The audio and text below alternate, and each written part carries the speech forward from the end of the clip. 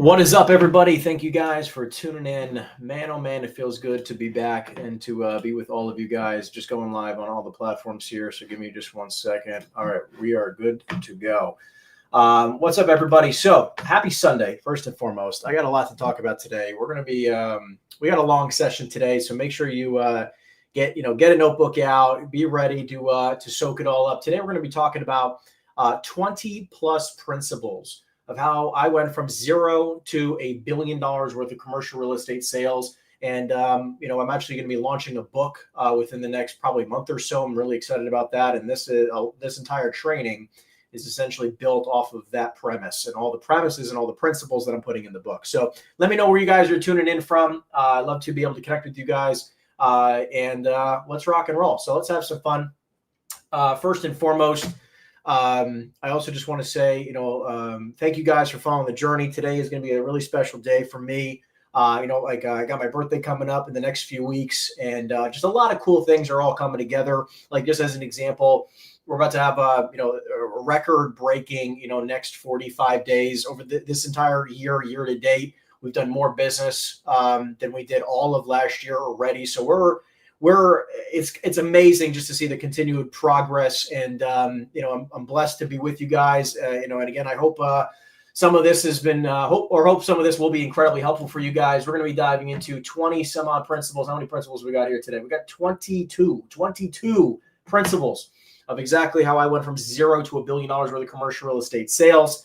Without any further ado, let's have some fun. Let's dive on it. So first and foremost is mindset, guys. Mindset is a huge piece of this. And I feel like so many people, when they hear mindset, they're like, oh, buy another book, go to another conference, blah, blah, blah. Well, here's the thing. When you're dealing with things with mindset, it's important to realize that it is a freaking grind to work every single day, day in and day out, 60, 70, 80, 100 hours a week, each and every single week. It is a freaking grind. Business is a grind. Okay. And, it's not one of those simple things where it's just like, you're not going to just get into business and hit it like a lottery. You're not going to just submit some ticket and then all of a sudden you're going to have $1 million deposited into your account. This is going to be something where if you want to create something special for the select few of you who maybe want to create $1 million plus business, right? It's important to realize that many of you guys are going to have to work 60, 70, 80 hours, 100 hours a week, every week for the next several years straight. And the biggest mistake that I find is that many people just quit before they end up seeing enough results to have them continue going, right? Like their big piece of the mindset here is just to continue until X result occurs. Okay, this is like the biggest thing that I learned in business, okay, is that just most people quit too soon, right? They quit too soon. They don't do enough work, and they don't think about it like this. They don't continue until X occurs. They just continue until they're tired, right? I just do things until X occurs, right? Like, so it's like for me, I'm not going to stop until I hit my next goal. And guess what? It might take longer than I expect. It might take me working longer than I expect. It might take, investing in myself and in my business more than I expected. Totally fine. But I'm going to continue going until I see the result I'm looking for. And too many people don't see it that way, right? So when you're looking to achieve a goal, right, like the mindset needs to be, I'm going to just continue until my, the X result occurs, period, end of story. And I'm not quitting until, and I'm not saying you're going to quit here, but I'm not going to stop doing the things until X result occurs, right? Because most people, I've seen it time and time again. People just keep quitting the business before a big result occurs, right? They stop doing the things that can get them to the next level, right? They just don't do enough for long enough, and that's why they don't succeed. So if you're looking to see massive levels of results in your life, which we're going to talk about many things that you can be doing to increase those results, right? For the most part, it's just about doing it for long enough until you see a result, okay? Beyond that, I think that people think that this business is not like most of you will realize, okay? The commercial real estate business actually rewards those who stay in it longer. I like being in a game where the longer you stay in the game, right? Alex Hormozi talks about this. I'm a big fan of his. And he talked about like the longer you stay in the game, right? Like, the games that can be won by staying longer in it, and the whole point of the game is just to stay in the game, right? It makes it a lot easier. But a lot of people just quit too soon. So for those of you who are looking to create massive levels of results, if you guys are watching right now, let me know what your goals are down below. Write down your goals. What is your goal in income this year, right? GCI, fees, compensation, whatever you want to write. How much money do you want to make in 2025 or even 2026? Drop it down below. I'm interested to know what your goals are, right? Because right now, I think that most people are not thinking big enough, right? Another one is thinking big, right? And by the way, I don't even know if I like saying think big. I think huge, gigantic, the biggest thing you can possibly imagine. Think is gigantic, because most people, right, they only achieve up to their standards and up to as big as they can imagine, right? So for those of you who go like, hey, I want to earn $100,000 this year, right? I would urge you to add a 0 and just know that it's possible because somebody has earned that before, right? And if you're looking to make $1 million a year, I would urge you to try to shoot to add a 0. Go for 10 million bucks. It's possible. Someone does it. Why not you? And most people just overestimate what they can do in a year, but underestimate what they can do in a decade. Tony Robbins says this all the time. And I feel like one of the biggest things that I feel like has helped me grow at the speed in which we have is because I just think so big. And I'm maybe it's ignorance. I don't know. Maybe it's ignorance. I'm not sure. But I just think so big that I just think I'm ignorant to the idea that I just think it's possible. I think I just can do it. I think I can, therefore I should, right? So I put everything out on the line and I just believe that it's possible. So why not me is my mentality. Why not me, right? So, in thinking this way, by thinking huge, right? Because your goal shouldn't be 100K. It should always be at least $1 million. Right? It should at least be $1 million. 100K just isn't enough to live. Like, it's just a silly goal these days. Back in 1995 or something like that, maybe 100 grand a year was a decent goal. Not anymore. It's just not. You need to be shooting for at least $1 million bucks. It needs to become the new baseline. The Millionaire Real Estate Agent, that book that Gary Keller wrote many years ago on the residential side of the business, right? Helps a lot of people. And my philosophy is that it is simpler in the commercial real estate space to make $1 million a year than anything in the commercial. Anything in the residential space. It is infinitely infinitely simpler to do it in the commercial real estate space than it is the residential world, in my opinion. Right. So if you're somebody who's in the real estate realm and you want to earn $1 million a year, get into CRE. Right. Get into CRE. To some extent, I don't care how, start selling a little bit, get into commercial real estate to some extent, right?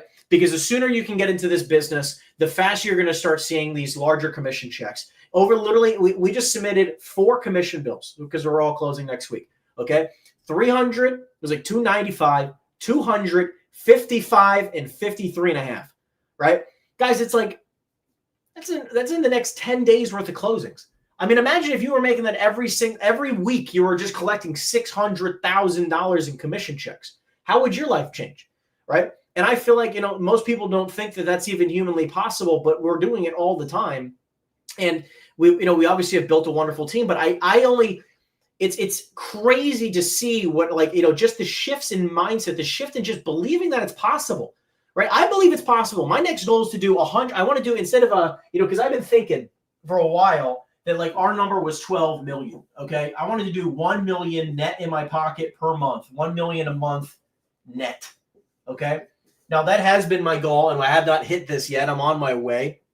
By the way, net in my pocket. Okay. 12 million a year, net, 1 million a month. Okay. Then I'm like, why am I thinking so small? Like, I should be thinking about 10 million a month, right? So 120 million a year, right? Which is, 10 million a month, 10 million per month net.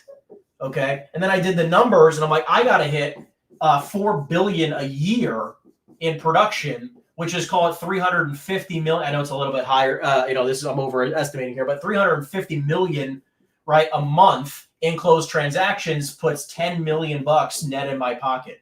Okay. Net. Okay. Based on the calculations that I've run, I want to do that. Like, this is my new number. These are my new, minimum standards for myself. Like, this is what I believe is possible. I need to build a team of 400 plus people. Like I'm trying to build an army, okay, of people who want to make millions of dollars a year. Because I know that in order to do this, I'm going to have to help a lot of people make a lot of money, right? So the mindset is really just the crazy level of thinking and just like breaking these barriers, these fears that many people have. And I believe the faster in which you can do it and the bigger that you can think, you will be mind blown as to what you believe is truly possible, right? And I believe just so many people don't think big enough. And one of the biggest reasons is because of fear, right? So when it comes to the mindset of a millionaire agent, right, it's thinking gigantic. It's realizing like, hey, I got to continue doing this thing until results occur. It's not good. It's not enough, right? It's just not enough to only do a little bit for a little while. It's like, no, I'm just going to do it for the next, like for me, I'm going to be 31 in this coming month in October. Okay. I'm going to be 31.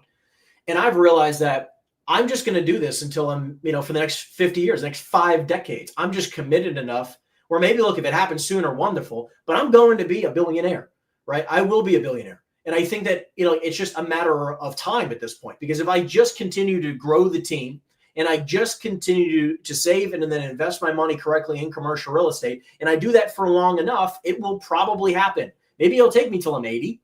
It might happen sooner. It might, I might get to 500 million, right? Who knows? And it's not really about the point. It's like, I'm just going to do the correct activities until X occurs, right? So let's continue here. Number 2 is consistency, okay? Consistency. And when it comes to consistency, one of the biggest things with this is volume. Most people are just not doing a volume that even matters. Okay. If you want to make a lot of money, you got to realize that it's a volume game. Okay. Because consistency both means in the amount you're doing it, right? The amount in which you're actually doing it, right? And over a time period. Okay. These two things matter. It's not division. It's like multiplication. Multiply them together. The amount of X you're doing, right? The activity over X result, right? Because most people don't realize how consistent you actually need to be in order to make a lot of money. Okay. Because it's not actually just being somewhat consistent, right? Like there's a lot of people that I'll talk to, because we speak to hundreds of agents every month. It's not just about making a few calls every week. Or a few calls every day, right? It's not about having 5 conversations a day, maybe a couple times a week. That's not what consistency looks like. It's not maybe submitting an offer every now and again. It is having minimum 30 conversations a day, 5 or 6 days a week. It is having generating at least 1 true offer each and every single day, and then doing it for 10 years. That's what it takes. And there are some people that when I say that, they're like, I could never do that. I would never commit to doing that. And by the way, that's okay. But you just get to adjust your goals, because that's actually what consistency looks like. It means like out practicing, out working, right? Outperforming your competition in every aspect over a longer period of time than they're even willing to even think about. Okay. The reason why Kobe Bryant and Michael Jordan, right? Like all these people who are so incredible, like Kobe Bryant, I love his story.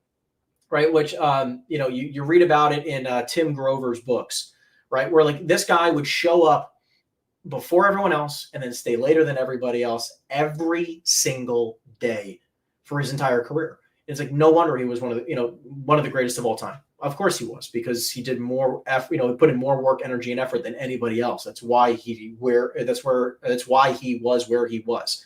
Right? It's why he became who he became.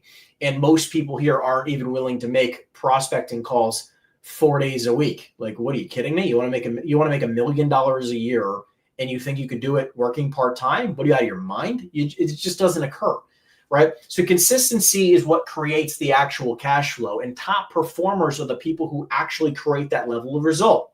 So when you're trying to be more consistent, whether it takes accountability, a coach who can hold you accountable, being on a team who can hold you accountable, being with a brokerage that can hold you accountable, right? All these different aspects, whatever it takes for you to become more consistent, deleting the apps, right? Eliminating all distractions possible, right? It's just being as effective as you can for as long as you can, right? It's like, how can I put 80%, okay, of my time, 80% of the time into high dollar productive activities? Right? How to put 80+% of your time, 80+%, right, of your time into high dollar activities every day. How do you do that? Because if you can do that consistently over a very long period of time, it's going to be very hard for someone else to beat you. It's going to be hard for your competition to keep up, right? And one of the biggest things we pride ourselves on is just we are very good at doing this.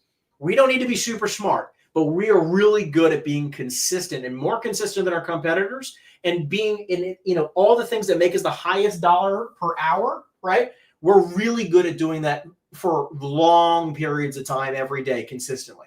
We are really good at that, and that's why we see fast results. And that's a lot of what we communicate to in our communities, right? Okay, next, let's talk about setting up your commercial real estate business. Okay, now that you realize that the mindset and the consistency that it really takes to see massive levels of results, let's talk about setting up your commercial real estate business. Well, for most of you, again, by the way, this is just fundamentals. Okay, these are just going to be simple fundamentals. All right, don't judge me on my writing. You don't even need. Guess what? Learning how to spell isn't on the list. Okay, it's not on the list. You can spell it correctly. I don't even know fundamentals. Okay, cool. I think that's pretty much accurate. But let's talk about number one. Number one, obviously, you guys are going to be licensed agents. I would recommend getting a real estate license, and if you don't have a license, I would recommend getting a license. Okay, which, by the way, a real estate license allows you to sell residential or commercial. It's not a separate license. Okay. Number two is getting your bank accounts. Okay. Get your bank accounts set up, which, by the way, you're going to have to get an LLC, okay? So I would create an LLC and get your bank account set up. When you create your bank accounts, obviously you're going to need an LLC, which, by the way, you could literally just take your initials or your last name, and create, last name, RELLC, right? That's it. Don't make it complicated. And you can even do your initials, RELLC. Right? For me, you could just do HERE, real estate, LLC, right? You can make, here, LLC, right? I could do that. Right? It's very simple. Create a simple LLC, and this is where all the money is going to flow into. All right, all the commission checks is going to flow right into this LLC.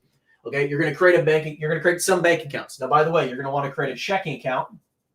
Okay, I would also recommend maybe even, whether it's a savings or another checking, doesn't really matter, however you set it up, but I would have one be your tax account. Okay, you want to have a tax account because 50%, call it a third, but you can say 50% if you want to be, conservative, but a third of every dollar you generate isn't yours, right? So just keep in mind that, the government plays a large role if you do not plan to invest your money. So if you don't plan on investing your money into real estate deals, you're going to owe, a very large chunk of your money to the government. So realize, have a separate account. Okay. One, is going to be specifically for the money that flows into your account, your commission checks. Okay. The other is going to be specifically for your tax account. Okay. Now, so you got your license, you got your LLC, you got your bank account set up, you got your tax account set up. Great. Okay. Let's continue. Next pieces here for fundamentals is that you're going to want to make sure, very simply, by the way, you just have a good place where you can go to work, right? I call it an office. I don't care if it's at your house. I don't care if it's an actual place you go to, but you want to make sure you have some type of place you go to work, right? I have an office in my home, right? You can see the studio that we have here in my house. I also have, I have an office where I can go to work, right? But you want to have a place you need an office where you can go to work. You don't want to just, go sit at your kitchen table, right? You want to set up a place where you can have as your office, right? I don't care. I'm going to go to work. I want to be not distracted, right? I don't need a TV in here or anything like that. This is just going to be me working and getting the business done. That's what I want. That's what this room is for. I can just get focused work done. Okay. So now you got your license, you got your account set up, your LLC set up, you got your office. Last but not least, very important stuff to understand here, okay, is that you're going to need to make sure that you got yourself with your good tech. Okay, you need your good technology, which I'm going to break down in a little bit, by the way, exactly what tools you need. But really quick, your technology, which is just the simple stuff to get your business operated. Okay, think about it like this. By the way, technology is a bunch of different things. This is not only a CRM. This is not only a dialer. This is not only your data where you can get it. This is not only your script book. Okay, we'll talk about that. You can download, for free in the chat below, right? It's not just this stuff, right? But it's all the technology you need to run your business, right? This is just the simple fundamentals. You can't make money in commercial real estate unless you have minimally this stuff, right? That's what this is about.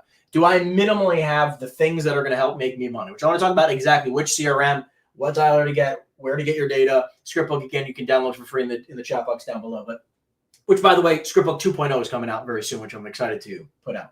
Okay. But these are the simple stuff. That's really all you need in order to get your business started. Now, let's just say now you have all those things done. Let's talk about choosing your market. Number 4 is choosing your market. Okay. Choosing your market. Okay. Choosing your market. So when you're choosing a market, you got to realize that not every market is created equally. Not every single market, makes sense for you to explore. Not every single asset class makes sense for you to dive into, right? This is specifically, by the way, talking about geographics. Okay, this is geographically. Okay, geographically. So when you're talking about the geographics of your market, you got to realize that, just because you live hypothetically in Miami, Florida, doesn't mean you need to sell in Miami, Florida, right? You want to prospect the markets in which, number 1, you want to sell, but number 2, you want to prospect in a market where you feel like you have a high likelihood of achieving your financial goals, okay? Because as an example, there are some areas like Miami, right? We call it South Beach, okay? South Beach is a perfect example. Incredibly overpriced product, okay? Some parts are incredibly high demand right now. And then some parts of it are just very difficult to make deals work, okay? Because sellers want like 4 caps, sometimes 3 caps. And then you have some buyers who are, still want 7 caps in that market. The price discrepancy just doesn't make any sense whatsoever, right? So when you're looking at geographic markets, I want to know that I have the highest likelihood, okay, of earning, top dollar. I'd say at least $1 million plus per year, okay? Like I want to have a high likelihood of certainty. Sorry, that's meant to say per year. Okay. I want to have a high level of certainty that I can earn at least $1 million a year. Okay. So let me explain to you what that means. Okay. But these are the markets that I'm looking at. So when I'm working with like a new coaching client, as an example, or a new agent on our team, and we're talking about what market should they be prospecting, it's not just about a specific asset class. It's also about geographically where they should be prospecting. Because think about it like this. If you're looking at a market and you're like in the complete outskirts of Orlando or the middle of nowhere, Missouri, okay, and you're like 2 hours from the nearest MSA or large metro, right? You're gonna have a very tough time trying to make $1 million. So I don't care if you have a crazy high level of skill. It's gonna be very difficult for you to make a lot of money in that market, right? It's not anything to do with it's less to do with you than it is just the market. You might as well, like if we knew that there was market A, market B, and market C. Okay. And we knew that, like, let's just say we're going to do population. Okay. We're going to do average sales price and the amount of transactions. Okay. We don't have to get too complicated here. We're just going to look at population, the amount of money, the price per average deal, and the amount of transactions in a market. If hypothetically we know that the population in market A, right, is, let's just say, we'll say 1 million. I didn't mean to do an S. Hold on. Let's say 1 million. Market B is 100K. And market C is 10K. If average sales price over here is, let's just say 5 million. In market B, it's 1 million. And in market C, it's like 300K. Okay.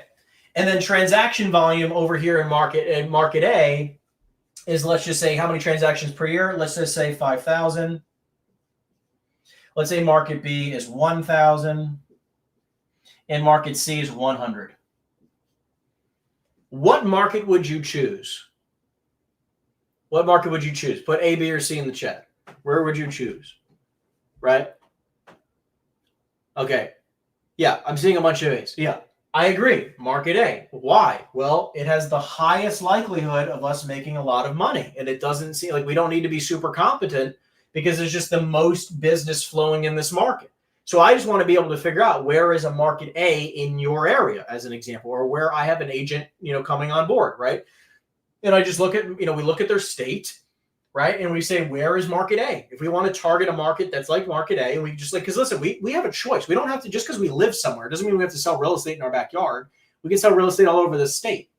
And if you're with EXP Commercial, like me, as an example, you can sell all over the country, right? So, with license portability. So, there's just so many different ways to be looking at things, but most people don't look at it. They just go like, oh, I live in a market like market C, right? There are people that are watching this right now, and you live in a market like Market C. You live in a super tertiary market.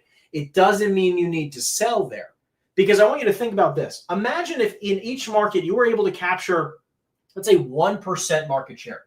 You were able to close 1% market share, okay? And what would that look like financially? Well, let's do the math. Let's say you got 1% market share. All you have to do, by the way, to figure out what it is the purchase price, the average sales price times the amount. So 5 times 5,000, I think, is like what? 2.5 billion, maybe 25 billion. Let's do some math here. Okay. Let's do 5,000 transactions times $5 million. What does that come to? 2.5. I think it's 2.5 billion. Hold on, I gotta turn the calculator side. 25 billion. Okay, so this one's 25 billion. Okay, this one I think is 1 billion. Right, and I think so. 1 million. 1 million times 1,000. Okay, is a billion. 1 billion. And then this one's 300 times 100. So that to me is like 300. I think it's 300. What is it? It's a 30 million, right? 300,000 times 100. 30 million. Okay. So you have a market that's 25 billion worth of transactional volume, a billion and 30 million. Some of you live in markets like C and think that you can easily make the same money that people in market A have. That's not how it works. Right? It's simple supply and demand metrics. If you can have 1% market share, okay, in this market, 25 billion, by the way, okay? I'm doing the math real quick, okay? You got 25 billion, over here, that means you're going to make $2.5 million. Okay? That's a 1% market share. That's $2.5 million. Right? Actually, sorry, I'm doing some math wrong. I'm not even carrying a zero. Let's do this. 25 billion, 25 billion times 1%. Oh, 1%. 250 million. I apologize. Holy cow. This is a lot of money. We like it. We like seeing this. You have the potential to make $250 million if you can capture 1% market share in a $25 billion market. Okay? Over here, 1% market share of 1 billion is 10 million. Okay? And then 1% market share over here is $300,000. So you have the maximum capacity of earning somewhere around 300 grand over here. You have a maximum capacity of 1% of 10 million. And then you have 250 million in market A. Which market would you choose to sell in? Well, more likely than not, 100% of us are all going to agree that we should be in market A. Well, where is market A in your market? That's the interesting thing. Okay, so let's talk about that. Choosing your market. So what you need to do is we got to look at the same metrics we were just talking about. We want to look at the population, okay, which, by the way, I would say minimally, we always look at typically tri-county markets. Okay, tri-county plus an MSA. Okay, so you're going to look at a tri-county and an MSA. So when you're looking at a market, I would expand geographically, right? Take whatever you're doing. Let's just say you're doing multifamily. I don't care if you're doing retail, any asset class. I don't care what it is. Multifamily, industrial, retail, hotels, car washes, self-storage. I don't care what you're selling. Expand geographically, right? Go outwards. Do either the tri-county or, increase the MSA here, okay? They expand geographically. Don't just sell in your backyard. You want to sell in a market in which you can pay, like you can get paid high levels of dollars without working crazy. Just because the likelihood, if you just do the same effort in a market like C versus B or A, obviously if you're in market A or B, you're going to make substantially more money than if you're in market C, right? Got to get a drink of water. Okay, so first thing is population. We want to expand. Same thing, by the way. You can even look at this because the next piece here is transaction volume. Okay, transaction volume. I want to know how much transaction volume is in these markets, right? And again, it's the same thing. It's the tri-county. Okay, and it's also an MSA. And you can do multiple MSAs, right? You can do multiple if you wanted to, okay?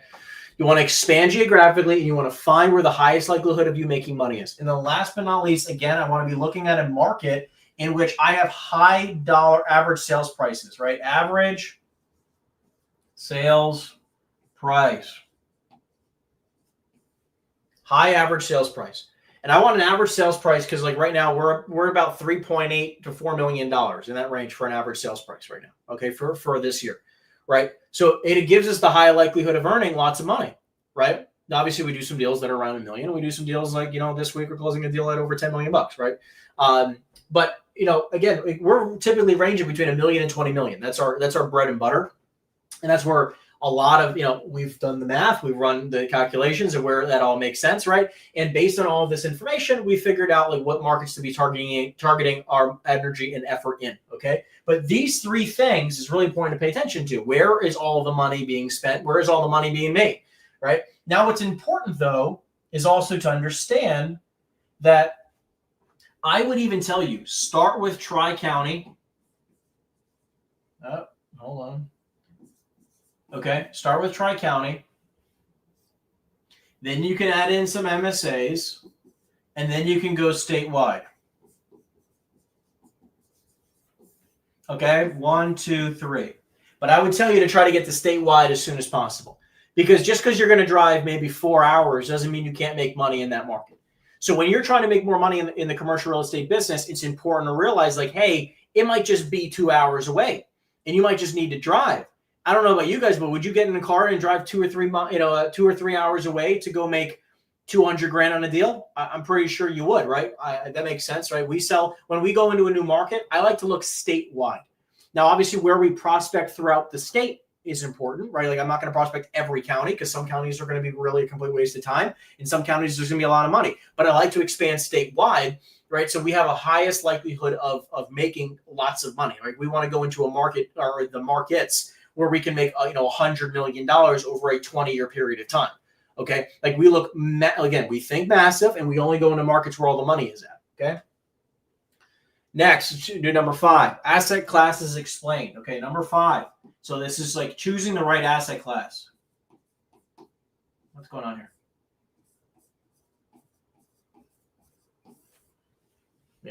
Tip of the thing broken, so I gotta write sideways. Anyways, asset classes. So let's just talk about this real quick. There's obviously so many different asset classes that you can choose from. And a lot of us get caught up in thinking that maybe the asset class that you chose is not going to be the one that ends up making you lots and lots of money. There are so many different asset classes, and I know people that earn over $1 million a year focusing on just about any asset class you could possibly imagine. There's brokers who focus on just about any asset class you can think of, and they make tons of money, right? So I'm telling you right now, what I would tell you to do, because a lot of people tell you, okay, is to niche down, okay, for your career.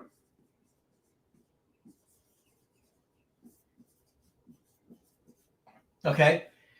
I've been told this, niche for your entire career I've been told this a million times. I don't believe in this, by the way. I don't believe in this. This is a no for me. Okay. I believe that you should niche to start. Okay. Niche to start, not for your career, niche to start. Don't do this. Okay. Niche to start. So choose an asset class you're going to focus on for, let's just say the first, 2, 3, 4 years, 5 years, right? And you're going to build a business this way. And then what's going to happen is that you're going to expand geographically first. And then for the asset classes, you again can expand asset classes wise over time, because it's important to understand, like, look, like for a lot of us, that are, thinking about selling more commercial real estate, like you're in the business of wanting to sell a lot of commercial real estate. It's like, at the beginning for me, it was multifamily. I focused on multifamily. Like the big mistake that we have is that, like, which we've heard a million times. I'm sure everyone's heard the term, right? Which is like, if the master of all is the master of none. Now, what happens here though is that is only true, okay, at the very beginning, because you actually don't know anything, right? At the very beginning, if you just say, hey, I'm going to sell everything, you actually know nothing. But someone like myself, where I've been in the business 10 years, and I've sold just about every single asset class you could possibly think of. Okay, I haven't done, I haven't sold a church. Okay, but I've been a part of a lot of church sales that didn't go through, right? Like as an example, but like I've been a part of just about every other asset class you can imagine. Okay, and that being said, just because I want to sell all these different types of asset classes, like for me, if it makes money, I sell it, right? All these different types of businesses, all these different types of real estate. it's like, it doesn't make me a master of none, but it's because I've spent the time, energy, and effort studying it, and I've got involved in deals in which we've sold these types of deals, so I have the experience. But at the very beginning, I just sold multifamily. So I would just tell you, okay, when you're thinking about an asset class, okay, when you're thinking about an asset class, what I would tell you is that I would choose one of these three to start, okay? When you're starting out, just to start, okay, I would tell you that I would either get into multifamily, okay, into multifamily, retail, like shopping centers, by the way, or industrial. Okay? These three asset classes are great places to start. So if you want to make money right now in commercial real estate, I would urge you to focus on these three asset classes. If you're just getting started in the business, or maybe you're a residential agent and you're trying to, you want to kick things off and you want to start selling more property on the commercial side, right? Maybe you're called to start selling commercial real estate. Wonderful. I would urge you that focusing on one of these three asset classes to start, right? And again, I would do this for like the first 1 to 3 years, right? To start, this is where I would tell you to start right now. Okay, these three asset classes are good. Now, multifamily, I would tell you probably 5 to 50 units. Retail, I would tell you like 5,000 to, let's just say, 100K square feet. And then same thing with industrial, 5 to like 100K square feet. Okay, and maybe if you want to go 5 to 50,000, sure, but it's not infinitely more complicated, right? So, but this is the realm in which I would start at, and then you can expand maybe larger. You can expand across a larger geographic. You can expand across multiple different asset classes, whatever you want to. But if you just focus this alone, if you just focus and you go, and you have the right mindset and you're consistent, you could easily be making like 300K, 500K. I know some people who make $1 million a year in these niches. Okay. Now, again, we choose to sell everything, right? Like we do all of this plus every other asset class you could possibly imagine. That's what we choose to sell. Right, we have buyers in every single thing. We from gas stations and mobile home parks and traditional multifamily, retail, industrial to hotels. We're closing on over a $10 million hotel this week. It's just like, guys, it's like all this different stuff. We don't really care. Car washes, liquor stores, we sell it all. If it makes money, we sell it, right? And we're in multiple different markets. So for us, I'm like, okay, I'm going to expand all over, but you don't need to do that to start. I've been in the business 10 years. Right. And we have all these different pockets in which we sell real estate. So, for us, it makes sense to be expanding like this. For you at the beginning of your career, I wouldn't do that. Now, if let's just say you're already making $300, $500, or $1 million, what do you do now? Well, you can do one of two things. Obviously, you can expand geographically, which I would recommend first. It's always the first option. Expand geographically. And if you haven't done that, start doing that first. Expand geographically. But number two, you can expand your asset classes, right? You're going to start expanding. So if you already do industrial, maybe do industrial and retail. If you do multifamily, maybe you could do larger multis. Now you go up to 500 units. Or retail, you can go up to like 1 million square feet or 1 million square feet of industrial. Maybe, again, you could start combining these, and you start selling all of these, right? All of a sudden, then you start doing anything that, you can do anything, right? You start hiring out maybe people who are specialists on your team to do different markets, right? But again, I would urge you that you can probably get pretty damn close to $1 million a year in one of these asset classes. So before you start expanding asset classes, just realize hey, am I really tapping this all out? Am I really, making as much money as I possibly can? I was doing $1 million a year just in multifamily sales. I mean, I was only needing to do 20, or so multifamily deals a year. And I was making $1 million because every commission check for me was between, 30 and 100 grand. Wasn't exactly hard to make $1 million, right? And that was just me without really a team. That was just me selling multifamily deals, and then I got referred to another deal, and then another deal, and all these different asset classes. We hired more people. They brought on new deals. We found new buyers, right? And all of a sudden, now we just sell everything, right? But for you, again, niche first, and then you can expand afterwards. Once you're in the top end of the six figures, mid to high six figures, $1 million a year, then you can start expanding. If you've already done the geographic expansion, you can start doing the asset class expansion. Okay. Next, what do we got? Okay. Okay, next, lead generation.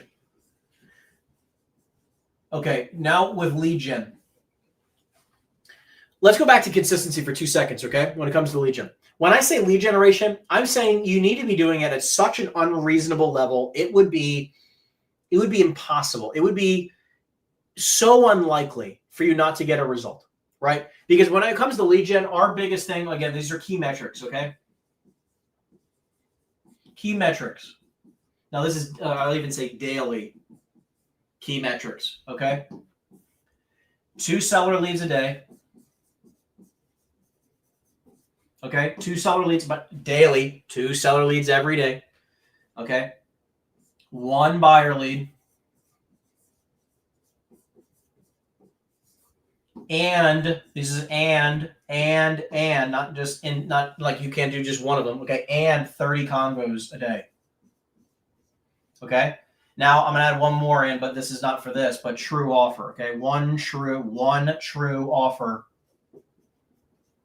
Okay, these are the daily metrics that we shoot for every one of our agents on our team, right? Any one of my coaching clients, to tell them the same exact thing. Your goal every single day is to generate 2 seller leads, 1 buyer lead, have 30 conversations a day, and 1 true offer. So that means, hypothetically, if you started prospecting and you got in, let's just say you're an hour and a half through your session and you generated 2 seller leads and 1 buyer lead, should you continue going? Right? Let's say you only spoke to 10 people. The answer is yes, because you didn't get to your 30 conversations yet, right? So it's like, I would even, you can also do and 3 hours, right? You know, minimally 3 hours, minimally 30 convos, minimally 2 seller leads, minimally 1 buyer lead, minimally 1 true offer. Like, this is when you know you've done enough. If at the end of your 8-hour or 10-hour or 12-hour or 16-hour day, you did all this, kudos to you. Because if you do that consistently, imagine doing all of these activities combined and then doing this for 1 year, maybe 5 years. What about 10 years plus? Okay? Because if you do that, you're going to see, imagine doing that for 10 years. You're obviously going to be making a ton of money. If you do this every day for 10 years, it would be so hard for you not to be a millionaire. It would be almost impossible, right? And it's funny how, like, we know we need to be doing these things, but we're just like, whatever. I don't really care. Like, you can't be like that. Then you have to adjust your goals, right? Because it's like, if you just did these 3, these 4 metrics every day, Monday through Friday, minimally. Obviously, like, if you only did this Monday through Friday, it would still be huge if you did this for, imagine, 260 days a year. Okay, Monday through Friday throughout the year, and even minus holidays. Okay, it's like, if you just did this 260 days a year, you still would see massive levels of financial success. Our agents in our coaching community see multi 6 figures, mid to high 6-figure years, because this is the only things they focus on. They just focus on these 4 things. It doesn't have to be complicated. So when you're talking about lead generation, okay, lead gen, there's only 4 ways to really reach out to people. Okay, and Alex Hormozi talks about this, right? You got your core 4 strategies, which is one-to-one. So hold on, let's do it this way.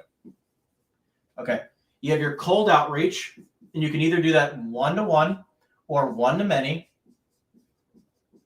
And then you have your warm outreach, people you already know, right? And you can do that one-to-one, or you can do that one-to-many. Oh.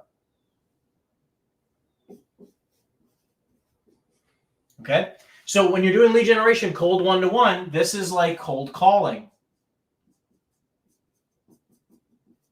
Okay, this is like door knocking. Okay, this is like direct emails, right? One-on-one email. Okay, cold calling, door knocking, whatever. All right, cold one-to-many. This is, any paid advertisements. This is paid ads in any fashion. I don't care if you're doing mailers, Google pay-per-click, Facebook ads, Instagram ads. I don't care what, any type of paid advertisements. If you're doing any type of paid ads in any fashion, SEO, whatever, you're doing a paid ad, it's cold one-to-many. You're going to a new market and you're paying to get your name out there. Billboards, whatever. Okay. Warm one-to-one. This is all referral business. Okay. This is your sphere of influence. This is referrals, SOI. Okay. That's what that is. Okay. So if you're calling up and you're like, I don't want to make cold calls. I'm scared, or I don't want to sound salesy, right? Many people say that. By the way, that was me, by the way. Some of you might be laughing. I laugh about it all the time, but that was me. Okay. At the very beginning of my career, I was like, I don't want to make cold calls. I don't want to sound salesy. And then, now I've made over, my team makes 300,000 plus cold calls a month. And I've made hundreds, well over 1 million cold calls at this point in my career. And, between everything else, it's just like we would probably make, it's, again, several million cold calls a year. Now, again, we use a dialer. I got lots of people. It doesn't need to be anything crazy, right? When you have 30 people and they all make 10,000 calls a month, right? Like, you get to 300,000 pretty easily. Okay. So, and then you got one-to-many here. Okay. Warm one-to-many, which is essentially just social media. Okay. Anything on social media. Now, What the problem that I see, the mistake that I see, is that everyone tries to do all of these things and become really, really good at all of these things. Well, it's really hard to do that, by the way. And by the way, for me, right? For me, I didn't want to do cold calling at the very beginning of my career. I was like, hey, I'd rather open up a kiosk at the mall. That's what I told my mentor many, many years ago. I said, hey, I'd rather open up a kiosk at the mall. Right? Like that was going to be my thing. I was like, I'm not making cold calls. That's for losers, right? Like, I'm not willing to do that.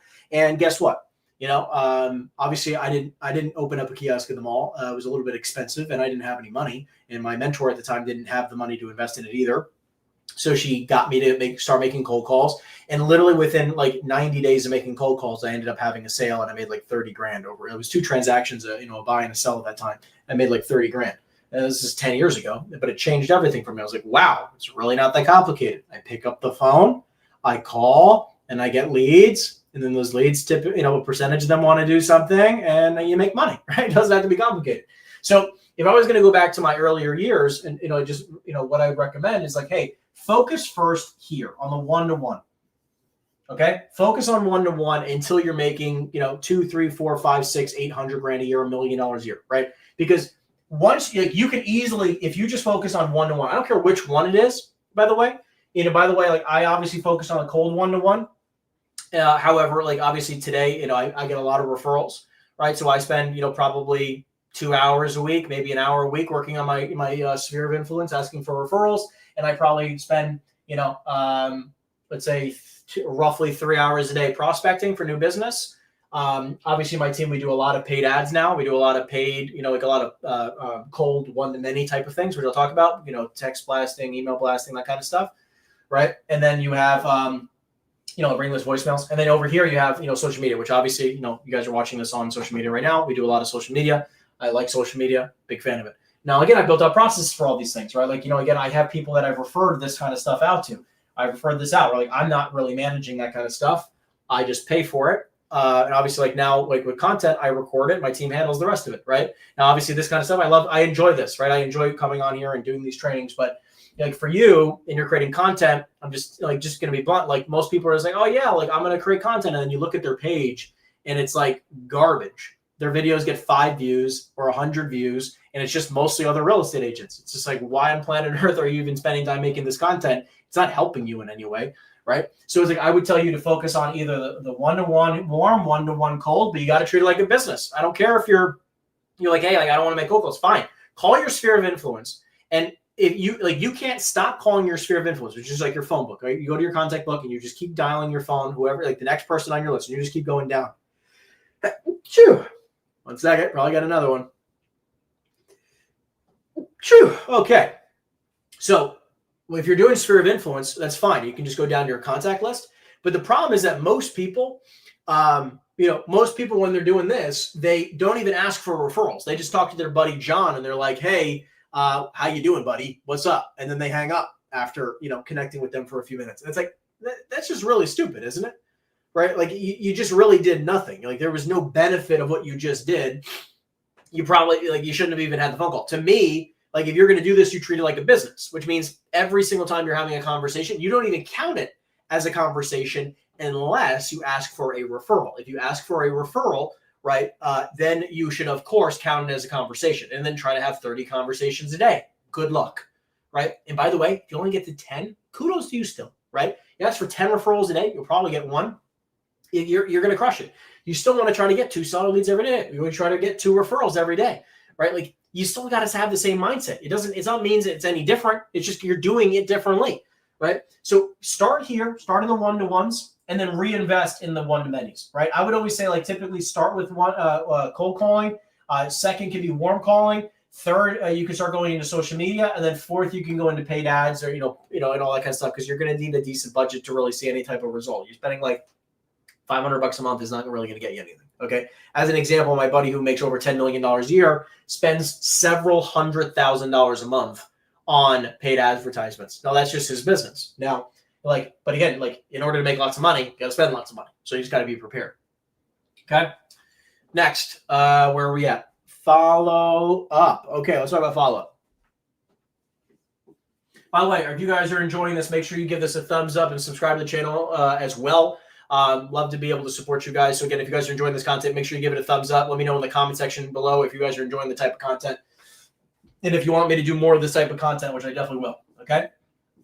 Let's talk about follow-up, okay? So follow-up is incredibly important because, again, I don't know how many of you guys have heard this, but it's so freaking true, which is 80+%, okay, of all sales, okay, are made between the 5th and the 12th contact, okay, which really simply put means if you want to make money, you have to speak to somebody minimally 5 times, okay, and that's just to capture a decent percentage. To us, it's like saying, okay, how do we get to 20 contacts, okay, as fast as humanly possible? 20 touches. And 20 touches is not just, calls, but it's calls, a voicemail, an email, a text message, a video message, right? All that kind of stuff. How can we get to, a written note, right? How do we get to 20 as fast as humanly possible? Because I know that it takes, somewhere between the 5th and the 12th contact to get 80% of your business. Most people think that like you're just going to make some calls and then all of a sudden you're going to, make a lot of money. That's just not how it works. Like it takes some time for those deals to pan out, right? So if it takes that much time for those deals to pan out, it's like what's mind-blowing to me, it's just like, why would you not touch base with these people sooner? It's like, okay, because they said, hey, I'm not interested in selling right now, right? Most people are just like, okay, no problem, thanks, click. It's like, that's a crazy way to conduct your business. If someone says to us like, hey, I'm not interested in selling, which by the way, we're going to get into some objection handling momentarily, which is great. By the way, drop your objections in the chat that you need to work on and we'll make sure we answer them live. Okay. But if someone says that, hey, I'm just not interested in selling right now, instead of hanging up, you can be like, hey, so in what time horizon do you feel like you'd be more prepared? Like, I don't know, probably in a month. Like, okay, wonderful. Then I would probably follow up with them in half that time, right? Like our game plan is we always say whatever their time frame is, okay? Whatever their time frame is, cut it in half, okay? So they say I want to sell in a month, call them in 2 weeks. If they say I want to sell in a year, call them in 6 months. If they say they want to sell in 90 days, call them in 45 days. We always just want to make sure we're reaching out to them first because someone might call them up and reach out to them before we do and basically ask the same exact question we would, and all of a sudden they get the business and we don't. And we're like wondering like, oh my God, like why did they get the business and we didn't? Well, clearly it's because they followed up and we didn't, right? You don't even need to be the best in the business. You just need to be the person who follow-ups and is in better and more communication than the other person, right? So it doesn't have to actually, you'd be surprised that it's actually not the better agent who gets the business, is the agent who's better at follow-up, right? So the more consistent you could be here, the better, right? Now, when it comes to follow-up, you always want to call first, okay? You always want to call first. You always want to leave a voicemail. Okay, then you want to send a text, and then you want to email them. Okay, in this order.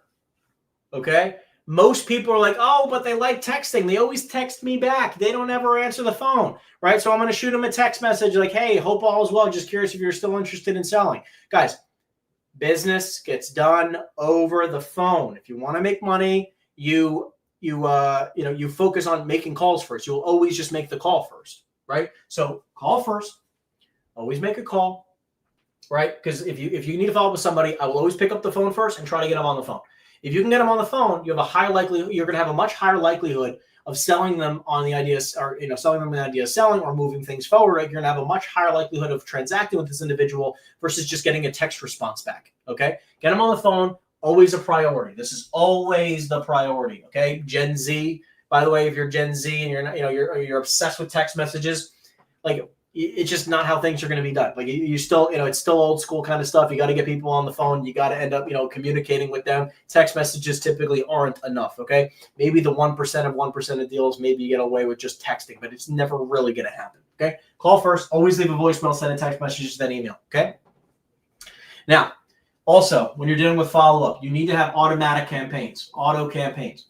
By the way, if you guys are enjoying this type of stuff, I'm actually, again, I'm writing a book, which a lot of this is all going to be encompassed in that book. That book will be launched hopefully in the next 30 or so days. I'm excited to bring that out. So make sure you guys look out for it. But again, all these principles are going to be in the book. There's going to be a course in there, private content you can only get by being, to getting the book. Anyways, it's coming out soon, but I just want to let you know, like, all this stuff is going to be broken down in depth in the book. Okay. Automatic campaigns.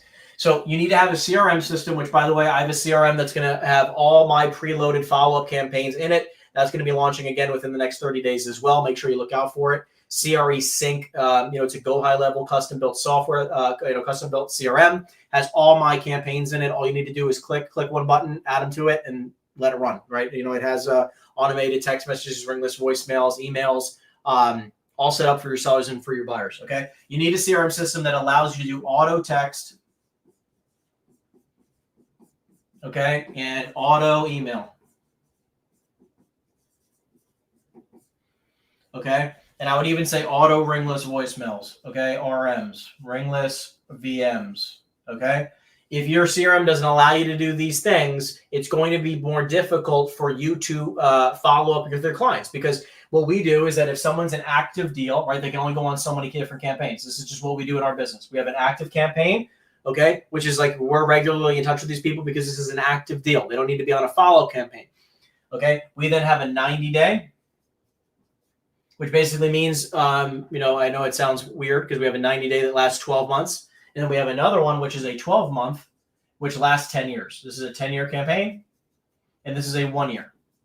However, this is somebody who's looking to sell within the next in 1 year. And these are people who are going to sell over a year. Okay. These are like, so if we talk to somebody and they want a ridiculous price, they're not motivated in selling whatsoever. It's like, thanks, have a nice day, 12-month campaign. Okay. We have a 90-day campaign, which follows up with them for 12 months. And the whole point of it is that it's incredibly aggressive for 90 days. And then it kind of tapers off as the year goes on. So if they say like, hey, I'm not interested in selling right now, call me, maybe sometime next year we're going to sell. Like, that's probably the plan. I'm going to retire next year, blah, blah, blah. They're a 12-month. They're on a 90-day, which lasts for 12 months. Okay. They're on a 90-day campaign. And we will follow up with them. By the way, these people we follow up with once a month. Okay. This is a once, hold on. Okay. Our 90 days is once. Oh my goodness. Come on. Once per month. Our 12 months is once per quarter. Okay. So our 90 days are once a month, and and by the cold calling, okay, we will reach out to them via a phone call. Okay. Otherwise, they're going to be on the campaigns. Okay. So you have a once a month reach out, and then over here you have a once a quarter reach out, or you can even do once per every 6 months. Okay. Either way, it's fine, depending on how long out they are, right? Depending on the type of lead. We'll even, like, half the time we'll just cold call them and see if they're thinking that their lives should change. By the way, a lot of people go through these, things in their life where, like, their lives just change, right? Like, all of a sudden they go from, an absolute no, I don't need to sell. And then all of a sudden you get a phone call for someone like, actually, look, so-and-so died, or so-and-so is sick, or, like, we're getting divorced or whatever, right? Like, there's just gonna be a lot of life changes that occur, and some people might need money. Okay. So you must have, every single lead, by the way, should be on an automatic campaign. Okay. And if they're not on an automatic campaign, that means you're working infinitely harder to get the same result. And why would you do that? You just need to spend a little bit of time, or get my CRM system, which launches in the next month. Once it's launched, it'll probably be in the description down below, but you'll see it'll be launched, whatever. It's coming out soon. CRE Sync. It's a go high level version of a CRM. It's custom built by me. It has all of our campaigns in it. Feel free to utilize it and make lots of money. Okay. So what's important though is that you realize that, hey, if you don't have an automatic campaign, then all of the follow-up is on your shoulders. All of the follow-up is on you to call those people, which actually, by the way, I'm going to do something special. If you're watching this, by the way, all you have to do is email me. Okay. Email me the subject line CRM, info@henryeisenstein.com, info@henryeisenstein.com. If you email me just the subject line CRM, I will actually give you 90 days of free access to the CRM system. I'm feeling generous. So I'll give you 90 days of free access, even when it launches. So you'll get you'll be on the pre-order list. You'll get 90 days of free access. Everyone else is going to have to, pay full price or whatever, but you'll have 90 days of free access. If you email me right now, based on this video, just say CRM, in the subject line, and just say, hey, I was on the live stream. I want to be added to the pre-order list and 90 days of free access. No problem. We'll give it to you. Okay. We'll send you the link. Okay. So yeah, make sure you just put them on a campaign. It's way easier. And this is how big businesses work. If you want to have a big business, you have to think like a big business. Things should be automated. Shouldn't just be all on your shoulders as a solo person. Okay. Now, Next, we talked about lead generation. We talked about follow-up. Well, let's talk about objection handling. Okay. It's a you can use it for residential or commercial, but all the campaigns are commercial based.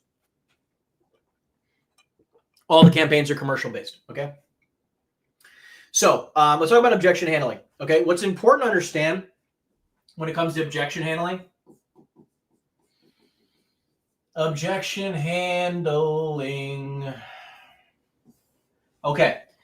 When you're dealing with objection handling, one of the biggest things that I feel like people make the mistake is there's two different types of objections. Okay. There is conditions. Okay. Versus objections.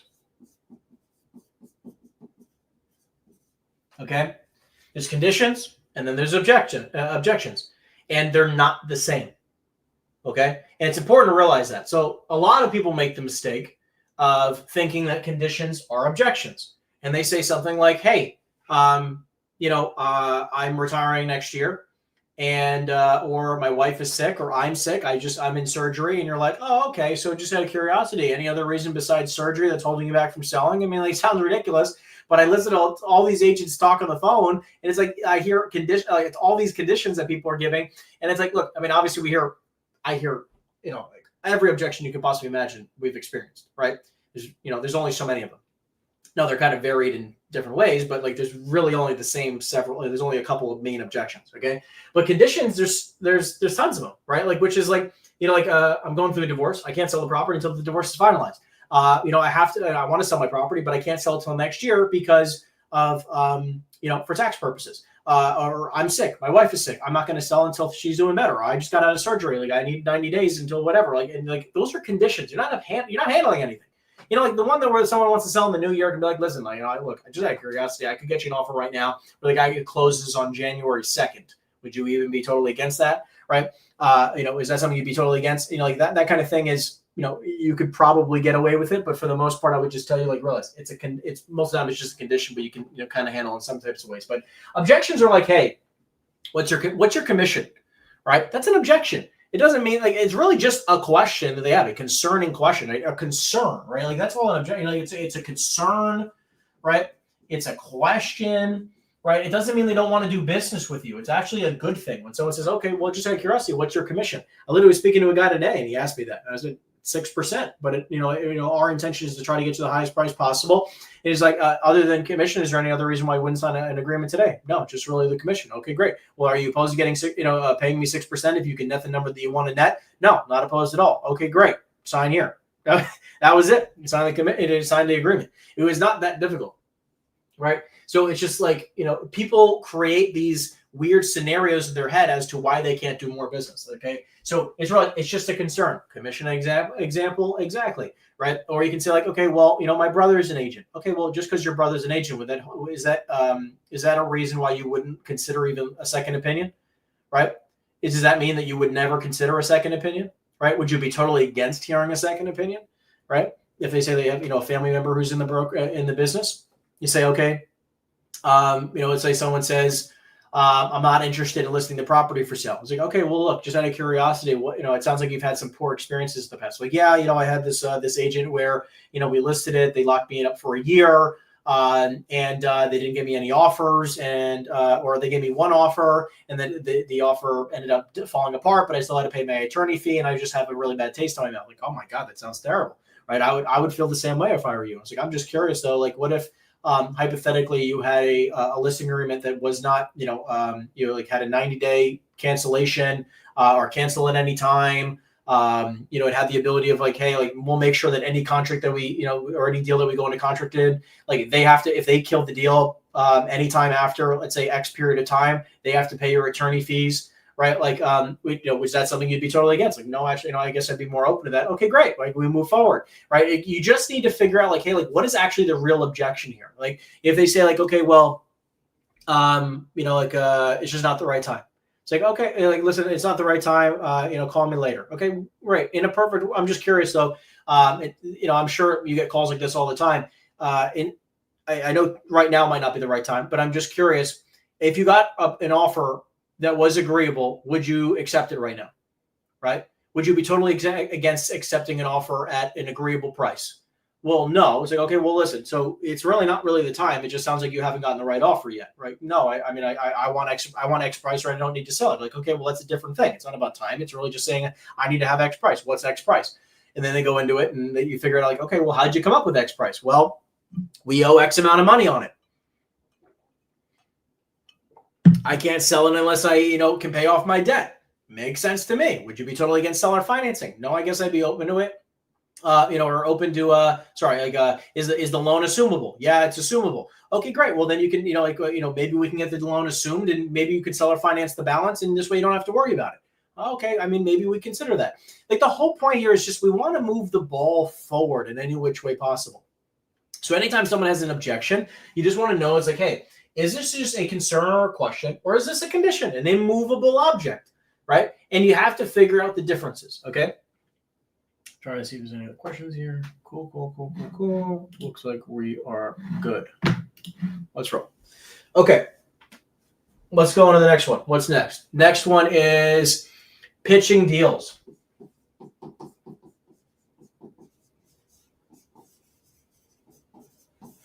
Okay.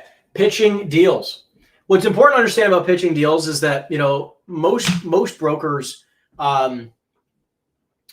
brokers, they just take a listing and then they hope and pray somebody else brings a buyer. I mean, it's a terrible business model, but a lot of people follow it. For us, what we do is that we get someone who says that they're open-minded to the idea of selling, and then we go out and hunt in the marketplace for buyers for the deal, right? We want to try to hunt the buyers who are most likely to buy that type of property, right? And we do everything we possibly can to put it in front of all of the most likely buyers and pitch the deal to those people and try to get an offer. Like that's our intention, right? That's how we make money. So for us, it's not about just, listing a property for sale and hoping and praying. It's going out to the marketplace and pitching deals. So let's talk about this. So when you're pitching a deal, what's important to realize is the following. Number one, you want to always do it over the phone. Okay? Phone is key. You must do it over the phone. Just like we talked about for lead generation, you start with a phone call. For pitching deals, you always want to call people up and you want to say, hey, just out of curiosity, are you in front of a computer or are you at a place where you can look up a property, right? Like you want to make sure that they can review a property. You want to make sure they're not driving, they're not distracted. Because our intention here when you're pitching a deal, the objective, anytime you're pitching a deal is to get an offer. Okay? Get an offer. The whole purpose, the entire objective of pitching a deal is to get an offer. So if you are calling them up and they're distracted, what is the likelihood of them writing up an offer? Probably pretty low. But if you call them up and they say like, hey, are you in front of a computer? Like, actually, yeah, I am in front of a computer. I'm at my office right now. Okay, great. What is the likelihood of that person probably considering an offer, right? Much higher than somebody who's in the car and who's distracted, right? So the point is you want to make sure they're in a place where they're not distracted and they're in front of a computer or in a place where they can look up the property. Get them on the phone. Okay, now let's talk about actually when you got them on the phone. So when I call them up and I say, hey, John, Tenery, EXP Commercial, how you doing? Great, thanks. How you doing? I'm doing wonderful, thank you. John, last time we spoke, you said you were looking to buy multifamily. We just came across an off-market deal that I think you'd love. I actually just sent it to your inbox. Make sure can you open it up? Let me know when you have it opened up in front of you. Okay. Can you look up an address real quick? Address is 123 Main Street. Yeah. This property is in X town, right? This property here is 10 units. It's under market value, again, market value in this area, which I know, is closer to 200 a unit. Right now they're selling at 165 a unit, all 2-bedroom units, day one, 7% cap rate, huge amounts of upside. You and I both know, look, I'm going to be honest with you. You're the first person I'm calling and I've got 15 other people on my list. So it's like, if you can, I'd like to try to get an offer from you today if possible, so we can try to move this along. If it's not for you, just let me know. Right. And look, they're looking for X price.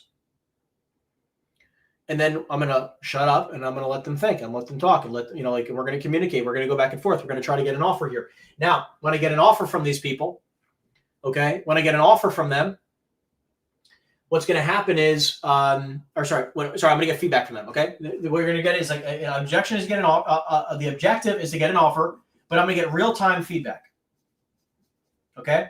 What's important to understand is similar to the seller business, you're actually going to be on the buyer side now handling objections because they're going to be like, well, I don't really know if I like the location. Other than the location, is there any other reason why I wouldn't move forward? No. Okay, great. Well, let's talk about the location. What do you not like about the location? Well, across the street, there's this really weird, there's a strip club, there's a whatever, there was a shooting. Like the guy might own property in that area and just know that this block isn't that great. This is not my favorite neighborhood. Okay. Well, like, look, would that inhibit you from moving forward? Well, no, it's just not my favorite area. Okay, well, great. Well, let's proceed here. And if you get to the point where you like, because I want to be clear with you, like, if you're not comfortable with proceeding, I can just call the next person on my list. Would you want me to do that? And we'll either move forward, yes, or move forward, no. It doesn't really matter, right? Again, I just want to get a clear idea. Is this person going to commit to moving forward or not? Okay. But you're going to get feedback and you're going to handle objections in real time. They might say like, well, I kind of think Henry, it's a little bit overpriced. Okay, well, it just based on the information provided, where do you feel like you would need to be price wise? Well, it's listed at, let's say they wanted $1 million. And they say, listen, I think it's got to be closer to 600 grand. And I would say, listen, because there's going to be two different scenarios. Let's say they want 600, which is a crazy, ridiculous lowball offer, right? Or if I wanted, it's listed at 10 million and they wanted to offer 6 million. Like, can I ask you a question? How did you come up with that? Well, like, based on the interest rate today and the fact that like it probably needs a lot of work and, like, honestly, like I'm not in a real cash position. So it's got to be like a really, really good deal for me to move forward. So it's got to be like a 9 cap in order for me to make sense of it, blah, blah, blah. It's like, let me just be clear. It is never going to sell for 600 grand, right? They've already declined 800. I have 7 offers right now at 850, 900, 9.25. So either this sells for 950 plus or $1 million plus or whatever the seller's looking for, right? Or it's not going to sell, or they're going to, they're going to accept the 9.25 offer, right? Like, or maybe they're not going to choose to sell, but 600, it's being ridiculous. I'm just curious. Is this just a kind way of saying you're not interested in the deal? Yes. Okay, great. Right. I just want to be clear. I want to have very direct, clear communication. And then you're going to get other feedback, which is from somebody, and they're going to be like, okay, it's listed at $1 million. They're like, look, I probably would be at like 900 grand. Let's just say it's a more reasonable offer. Okay. 90%, 95% of asking price. Okay. This is something we'd obviously want to put in writing. So what you're going to say to them immediately is like, well, I can probably say I'd probably be around 900 grand. Great. Is that a price? Is that an offer you'd be willing to put in writing? Is that an offer that you'd be willing to put in writing? That's very important, because the next piece here, once you get to pitching deals, right, is to get an offer. Like we said, this is the objection. The next step here is really having an LOI drafted, getting them to sign it, and submitting it, because you're not going to make any money at all unless you can get them to sign an offer, right? Or to put an offer in front of a seller, the seller reviews it, signs it, whatever. Like, you got to get some true offers. So if you're not getting any feedback is really handling objections. Okay, you're going to do this all over the phone, and you're going to try to get an offer on this call. And that's the whole point of pitching deals. Now, when you pitch deals, it's also important to understand from the lead gen side, okay?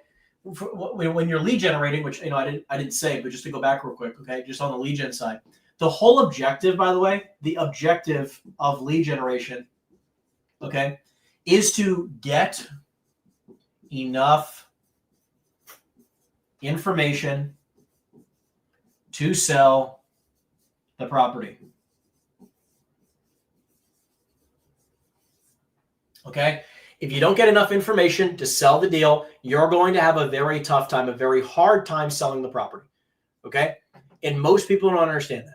If you want to make money in commercial real estate, when you're lead generating, you must do your best on the very first phone call. Maybe because think about it.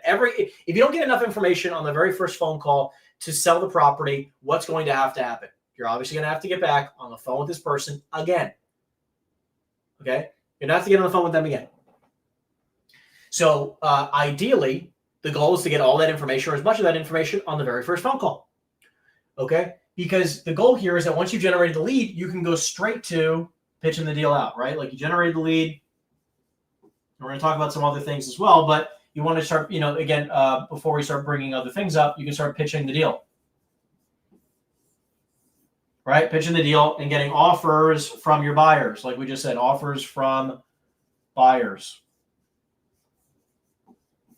Right away. You can do it right away, but you need enough information in order to sell the deal. Okay. All right.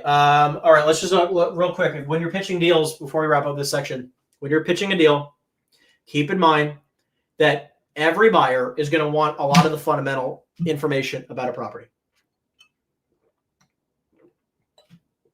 Okay. Which is, you're going to want basic property information, basic property info. Okay. We want financials.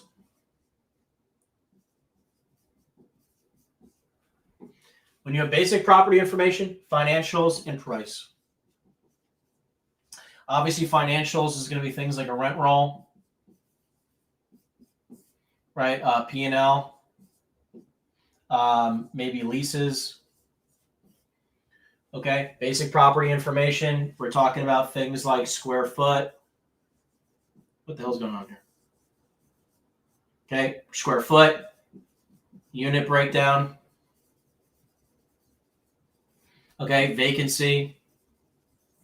Anything else specific about the property? If it's multi-story,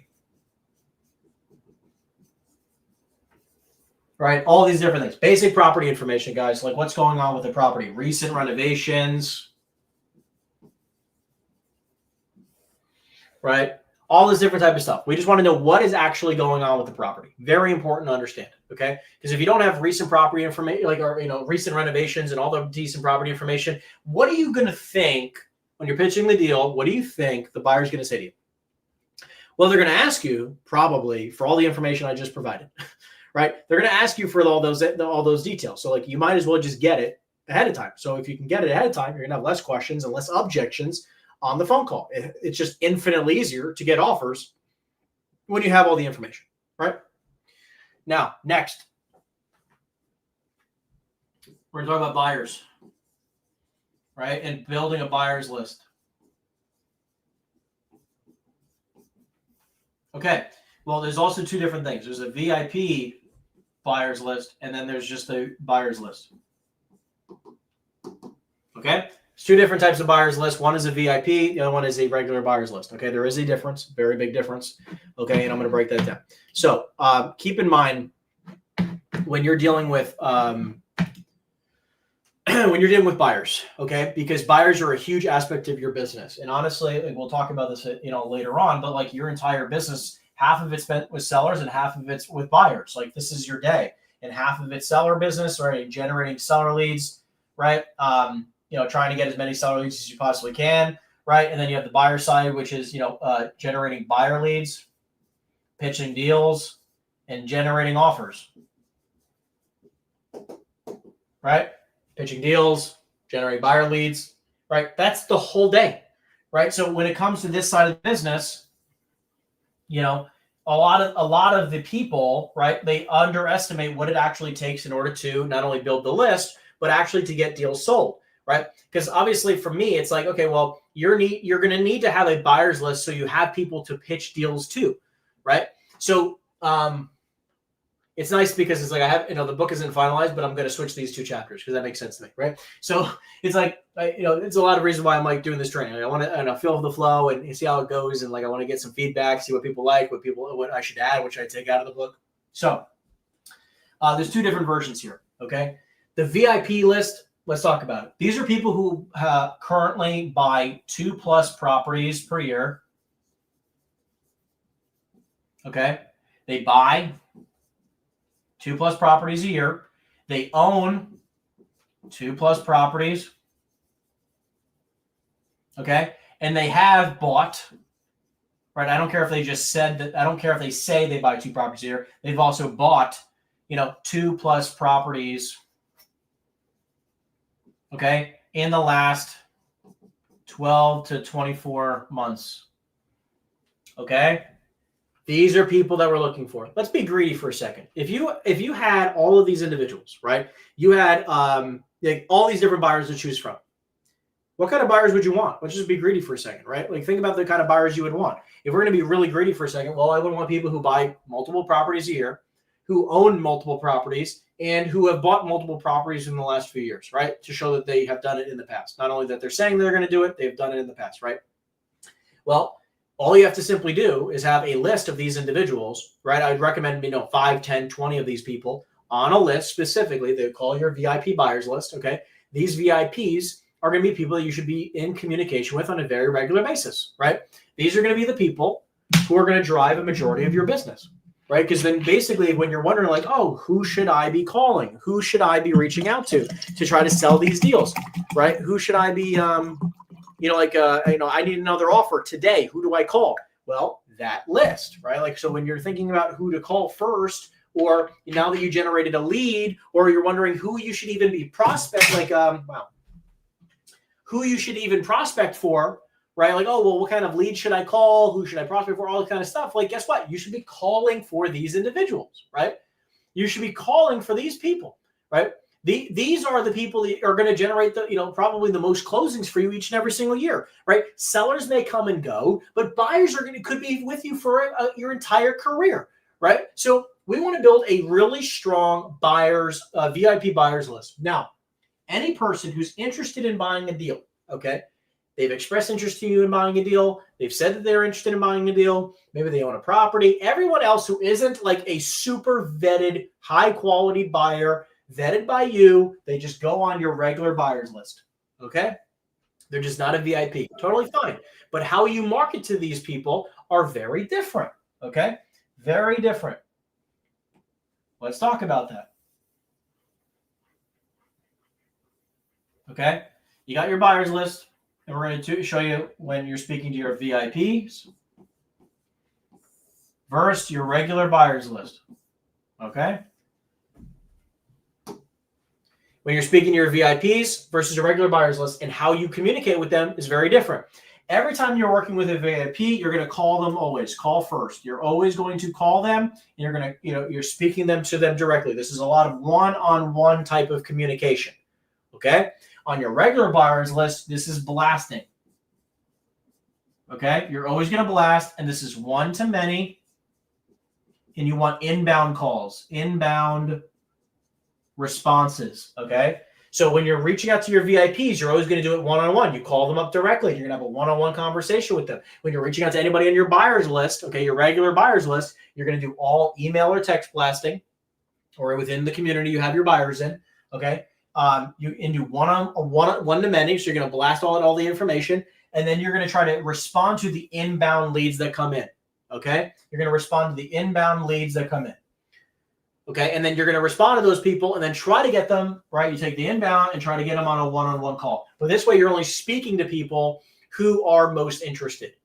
Okay, very, very crucial. Very different communication styles, by the way, as you can see. Okay. Next, let's talk about here. What do we got? All right, let's talk about underwriting. Underwriting.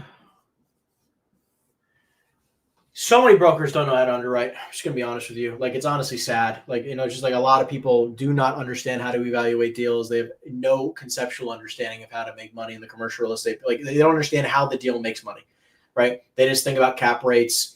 They and they struggle to understand underwriting commercial real estate. I'm just gonna be. It's honestly like you're in the commercial real estate business and you don't know how to underwrite properties. It doesn't make you look good.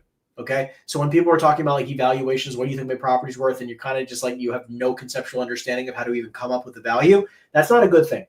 Okay, and I'm not even saying I'm not talking about the people who don't know what a cap rate is, but I'm saying for people who just don't know how to evaluate commercial real estate to know if you have a good deal or not. Like, let me give you an understanding. There are some people, okay? There are some people where, because I bought a property a number of years ago, okay? And it was a multifamily property, okay? And I went to go look at the property. I met the seller at the property, and I made him an offer at the property because I underwrote the deal. And he agreed to it. He accepted the offer. Okay. Now I could have done a few things based on the price in which he was at. I could have easily flipped the contract. I could have flipped it for, like a $200K rough profit. Okay. I could have also brokered the deal for an 80 to 100K commission. I easily could have done either one of these things because of the price that I knew this property. Like, I knew it was worth substantially more. Okay. Now, instead, I bought the property, and we're selling it right now for nearly $1 million profit. Okay. So instead of making 200K or 80 to 100 grand, like a lot of commercial real estate brokers would have done or wholesalers would have done, we bought the deal and we're making $1 million. It's very different, right? So it's like, that's why underwriting is so important, because you just miss out on these opportunities just because you don't know. So let's talk about what underwriting encapsulates, okay?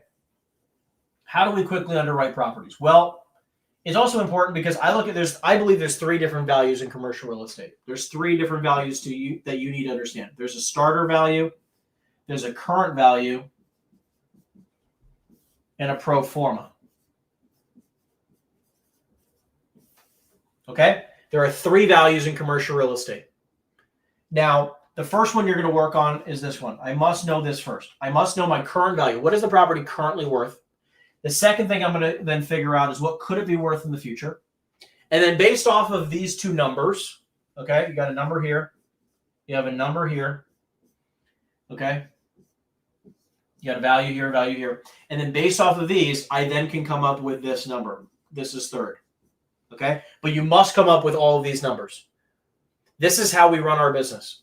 And then we make an offer here. I'll talk about that later. We make an offer here to see if there's any room between here and where we can maybe make a delta between, maybe whether it's a broker fee or wholesale, we end up buying the deal because we know that we can turn it into this. Okay. So we create, when we underwrite the deal, I'm today going to talk about, I'm going to talk about all 3 of these quickly, but it's important to understand where you are currently, what it can be worth in the future, so you can come up with an offer that would allow you to make some substantial money and to gauge the seller's motivation. Okay. So let's quickly look at this. Let's do current value first, right? So how do you come up with a current value, right? Well, current, few things that we're going to do. It's always, by the way, to market. You have to be paying attention to what market value is. You should be understanding where market value is. Now, market, by the way, is going to be based off of a cap rate.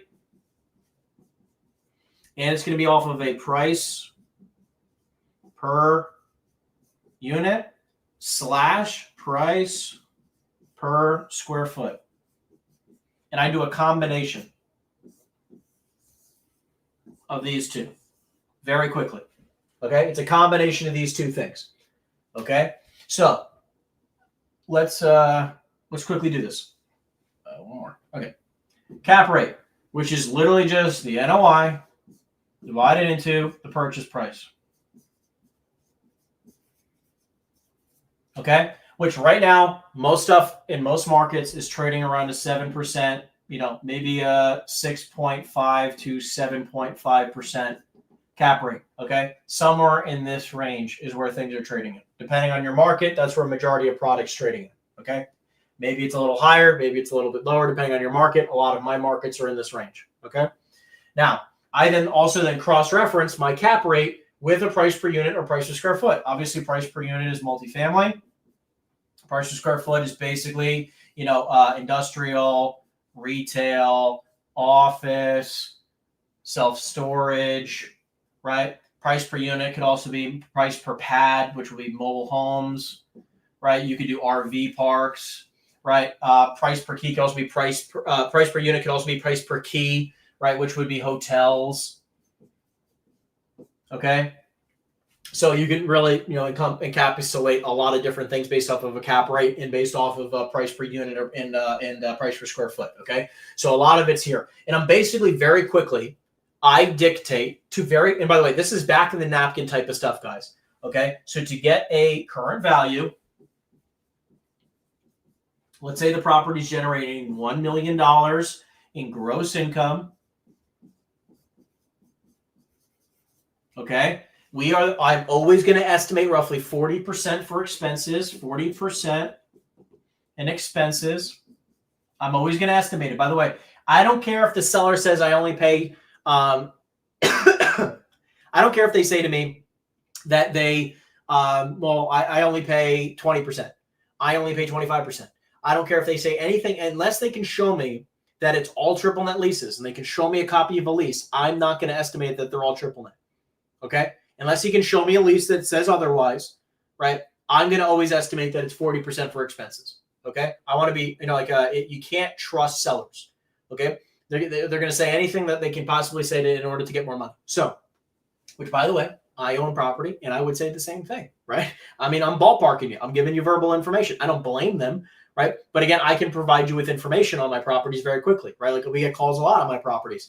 And, I'll tell them look, yeah, sure. Sell my property. I want 20% over market value. I'll make, I have a number in our mind of where we need to sell it for, right? We're buying a deal right now for, $2 and change million that we believe will be worth $4 million. And at the same time, if you called me up, like whether it's a day after closing or a year after closing, I would still tell you 4 million. You sell me, get a price for $4 million bucks, and I'll sell it right now. I don't care, right? But I'm always going to say estimate 40% for expenses, which in this case would be $400,000. Okay, which gives us a net operating income of $600K. This is my NOI. Okay. My NOI is $600,000. Now, if this market, as an example, sells at a 6% cap rate, okay, 6 cap equals 10 million. Just trying to do it real easy for income purposes. But let's just say that we know that this. Let's actually do some quick math. Okay, let's do some quick math here. Let's say this market is like a 7 cap market. Okay, so it makes 600,000 a year, roughly, divided by 7%.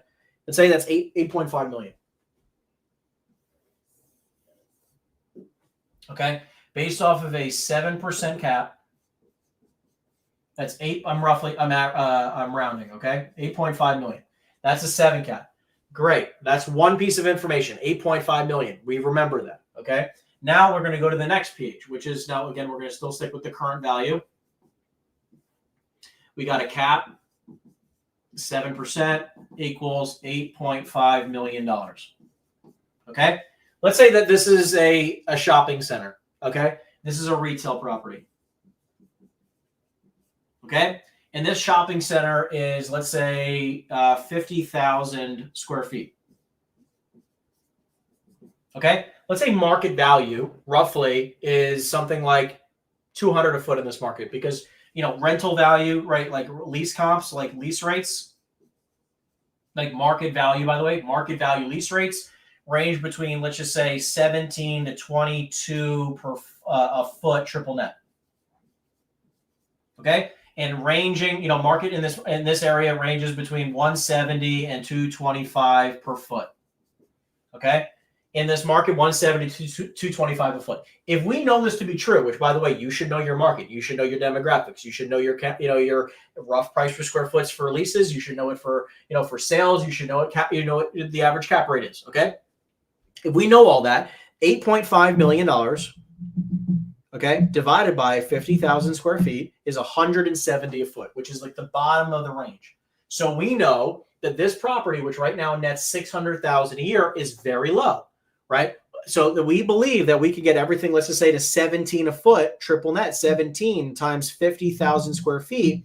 That's an 850 NOI. We believe that it can get to 850,000, okay, in NOI. This is our pro forma, by the way. We're getting that, right? So we feel like we're getting to this pro forma value in a second.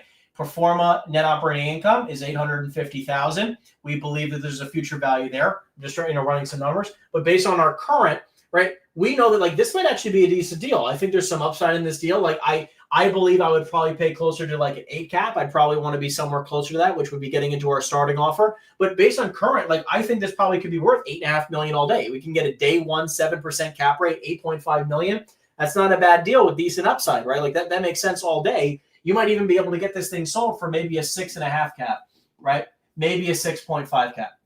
Because you gotta have some relatively positive leverage. Okay. So decent opportunity. This could probably sell for maybe $8.5, $9 million today, right? Now, again, we're going to go to the pro forma, right? Like now that we know, for pro forma values, just to continue, because you're basically calculating cap rate and price per square foot all together, right? And the same thing would happen if it was multifamily. We just do the same thing for multifamily. So pro forma, we know that lease rates again, right? Lease rates are 17 to 22 a foot, triple net. Okay, we know sales comps, okay, are 170 to 225 a foot as an example. Okay, and we know that cap rates, right, in this market are around 7%.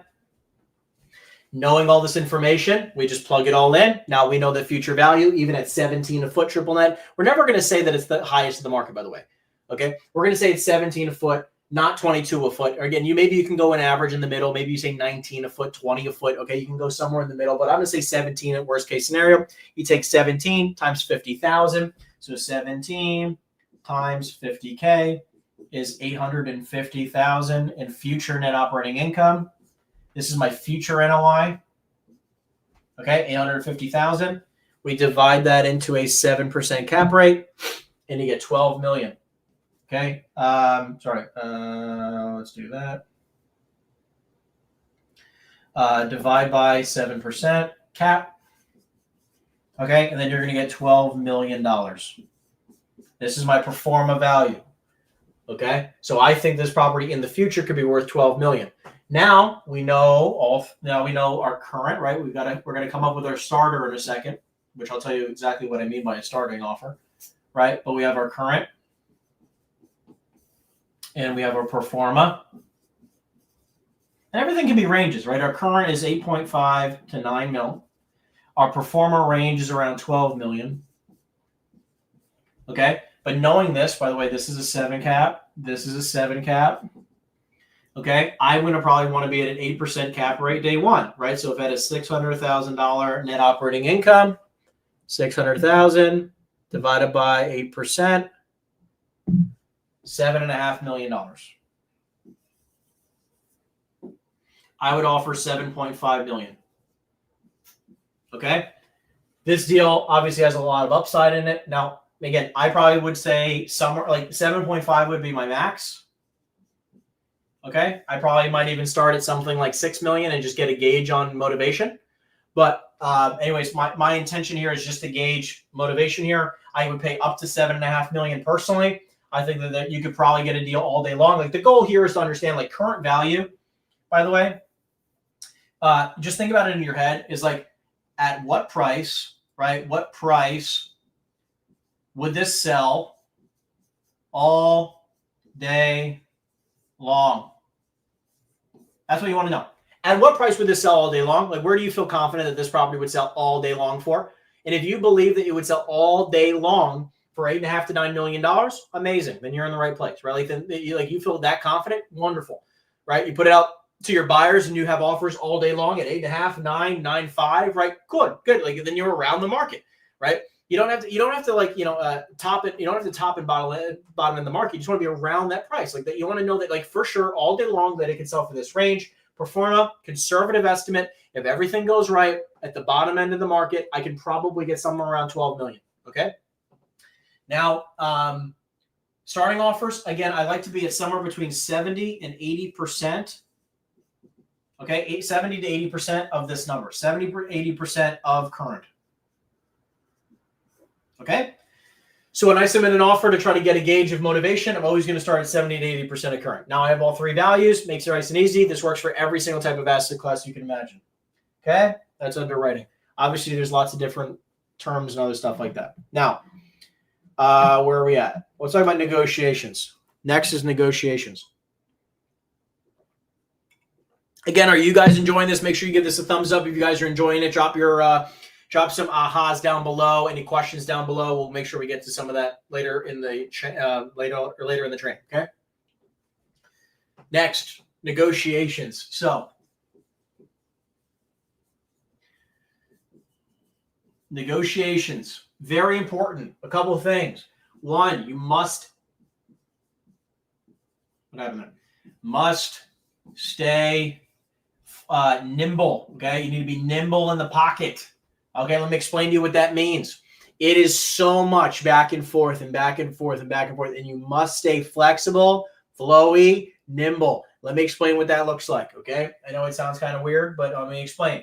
The reason why I say that is because I hear this all the time. I was literally just working with an individual, a new coaching student, and he was talking about how he was negotiating a deal, and the seller said he wanted to net, seller net 10.2 million. Okay, this is the exact situation that he was describing. Okay, said he wanted $10.2 million. So he went out to his buyers and he said, "Hey, the seller wants 10.2 million." Okay, and which, the seller says, "Hey, I want to net 10.2 million." He goes out to the buyer pools and he says, "Hey, I got this deal. Seller wants 10.2 million." He didn't have anything. You didn't think about his compensation, right? There's no compensation. He didn't add anything for compensation. So he just said, hey, seller wants 10.2. He went out to the marketplace at 10.2. Now here's the problem. Buyer, okay, came down the road and they said, hey, I'll offer you 10.2 million. Does he have a deal? Well, technically, if he wants to make $0, he has a deal. Because now here's the problem. Then he went back to the buyer and said, hey, the seller actually wants to net 10.2. So you need to pay, 10.5 million on the deal. What do you think the buyer said? I'm not paying you $300,000, right? Not interested. I'll pay 10.2 million, try to make the deal done, get the seller to pay your commission. You know what the seller said? I'm not paying you a commission either. I want 10.2 million. I don't need to sell. You said, you called me. I don't need to sell. He wasn't able to make any money. The buyer said, hey, I'll throw you 25 grand on a $10.2 million deal. Okay. Here's the problem. This is where he went wrong. When you're negotiating, it's very important. Like we said, you want to stay flexible and nimble. Let me explain what that means, right? This is where the rubber meets the road. Okay. Seller asks, okay, let's just say they go, hey, I want 10.2 million. He says, hey, I want 10.2. I don't know why he said 10.2, but he did. Okay. In this instance, seller says, I want 10.2 million. We take their asking price. When we go to pitch out this deal, what price would you pitch this deal at? Pitch price. What would you pitch this deal at? Drop it in the chat box down below. What would you pitch this deal at? Would you pitch it at 10.2? Would you pitch it at 10.3? Would you pitch it at 10.5? Would you pitch it at 10.8, 10.7, 10.75, 11? Where would you go? Okay, well, if you're thinking about this, well, a couple things matter. Well, it's like, what does market value actually look like? At 10.2 million, this deal was a 7.7% cap rate. Okay, so really quickly, what I would have done was that I would have taken 10 point. This is what I told the guy, right? For next time, I would take 10.2 times 7.7%, and I would know, okay, great. The net operating income on this deal is 785K NOI. And I said, let's divide that by 7.5 and see what we get. Well, that's 10.472. Okay, at a 7.5, that's 10.472. Okay. You can possibly do that, or you can go 785 divided by 7.25%. So then you got 725, which is 10.827. Okay. And then I was just doing some quick calculations, and then I said, okay, well, let's just say we want to make a flat 500 grand, which is 10. Let's say we did 10,750. Okay. 10,750 times, let's do it backwards. 785 divided by 10.75 million.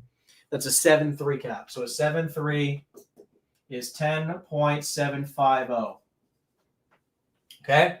So these are the ranges that you get to choose from. I would choose one of these. I probably would have done this one, right? This is probably where I would have been. This way, again, I want to underwrite the deal because I don't want to pitch it out at some crazy number, because at a crazy number, it's never going to sell. So I want to have a little bit of paying attention to the value of the deal, like where I actually think it could sell. So I'm going to go like, okay, well, it'll probably sell somewhere in this range. I can probably get maybe a 10.5 offer. So if I can get a 10.5, I comfortably, I can probably go a 10.75, and it won't sound so far out of reach, right? So I'll probably go like a 7.3, 10.750. I probably don't want to do a cap rate price, right? I think that's kind of weird. I always like to have flat numbers, and this way, like maybe you could stretch it to 11, but I just think that it's kind of unnecessary. Maybe 10.995, right? Somewhere in that range where it's still, I want to be north of a 7% cap rate day one. This market, by the way, is really around a 7.5 cap. So I think you're probably going to sell somewhere in this range.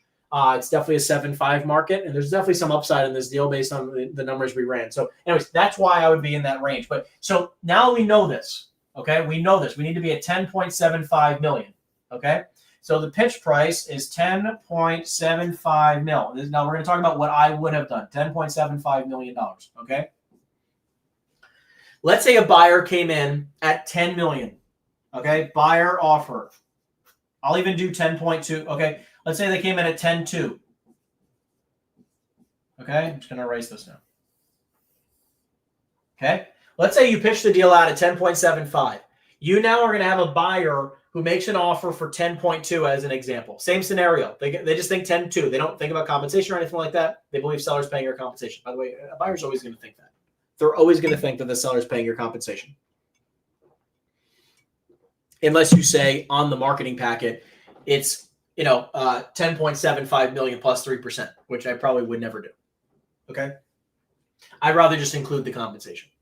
So, okay. Woo, getting fresh. I just got to crack the back real quick. Okay. So the buyer offers you 10.2 million. Now, when you go to the seller,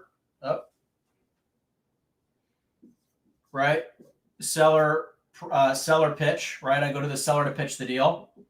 What number would you call the seller and tell them? Because I don't tell them 10.2. I call them and say, hey, I got an offer for you that nets you. I say, hey, I have an offer that nets you 9.7 million. I have an offer for 10.2. I want to make 500 grand. I go to the seller and say, hey, I have an offer for you that nets you $9.7 million. Okay. I want to talk to you. When I talk to my seller, I talk to them in net numbers. Okay. I talk about net numbers. I want to include my compensation on the deal. Okay.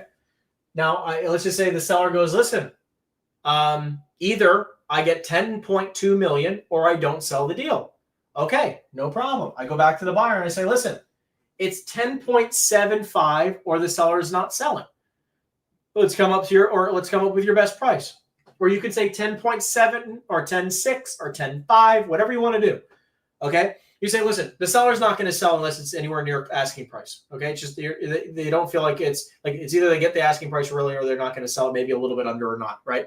And they go, okay, fine. Listen, my best price is 10.5. Okay. Now we go back to the buyer, which, by the way, you have to make sure you include your compensation in the price that you tell the buyer.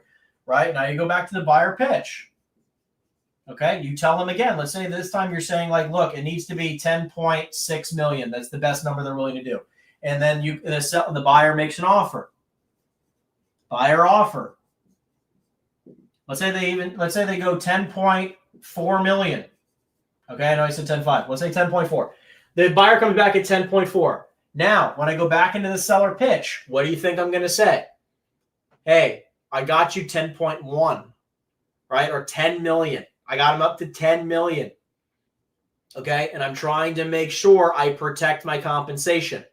Because the problem is that most people don't protect their compensation and they're okay with just making 200K here. Now, don't get me wrong. This has happened many a times, just like literally on this deal that we're closing this week. We're going to make 200 grand on it. We tried to make 600 on it. It didn't work out. Seller said, like, look, the most I'll pay you is 2% and call it a day. Right. And then we got whacked down to a flat 200K for whatever reason. Long story. But the point is we're down to 200,000 on a $10.5 million deal.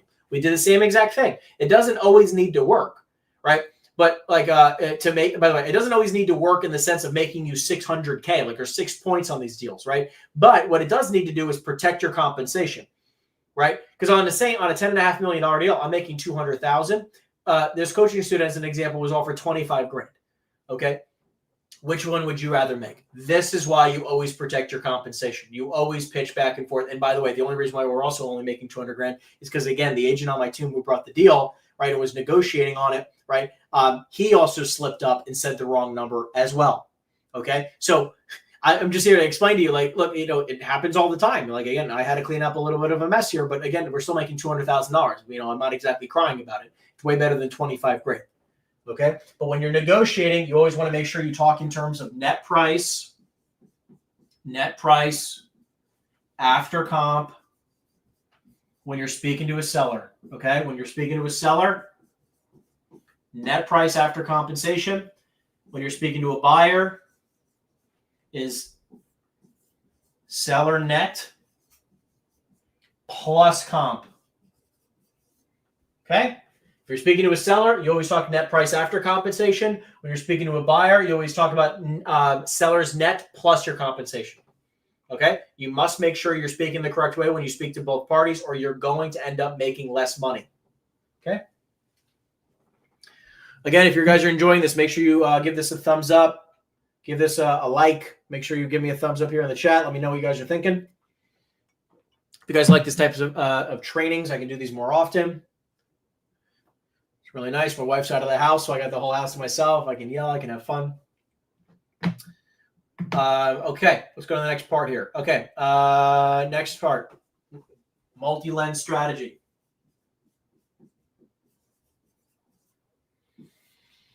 Okay, most real estate brokers always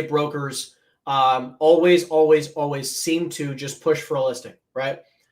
Which we'll talk about listings very soon. But they always just push for a listing. They always push to, just take a listing. And what they end up doing is they end up not making as much compensation as they could if they were to double end the property off market or wholesale it or possibly buy it. And again, I'm not talking, again, this is even for people who don't have enough money to take it down themselves, right? Like you can use other people's money. You can leverage other investors like myself and get pieces of deals for a very low out of pocket, if anything out of pocket. Okay, you can roll your commission into a deal.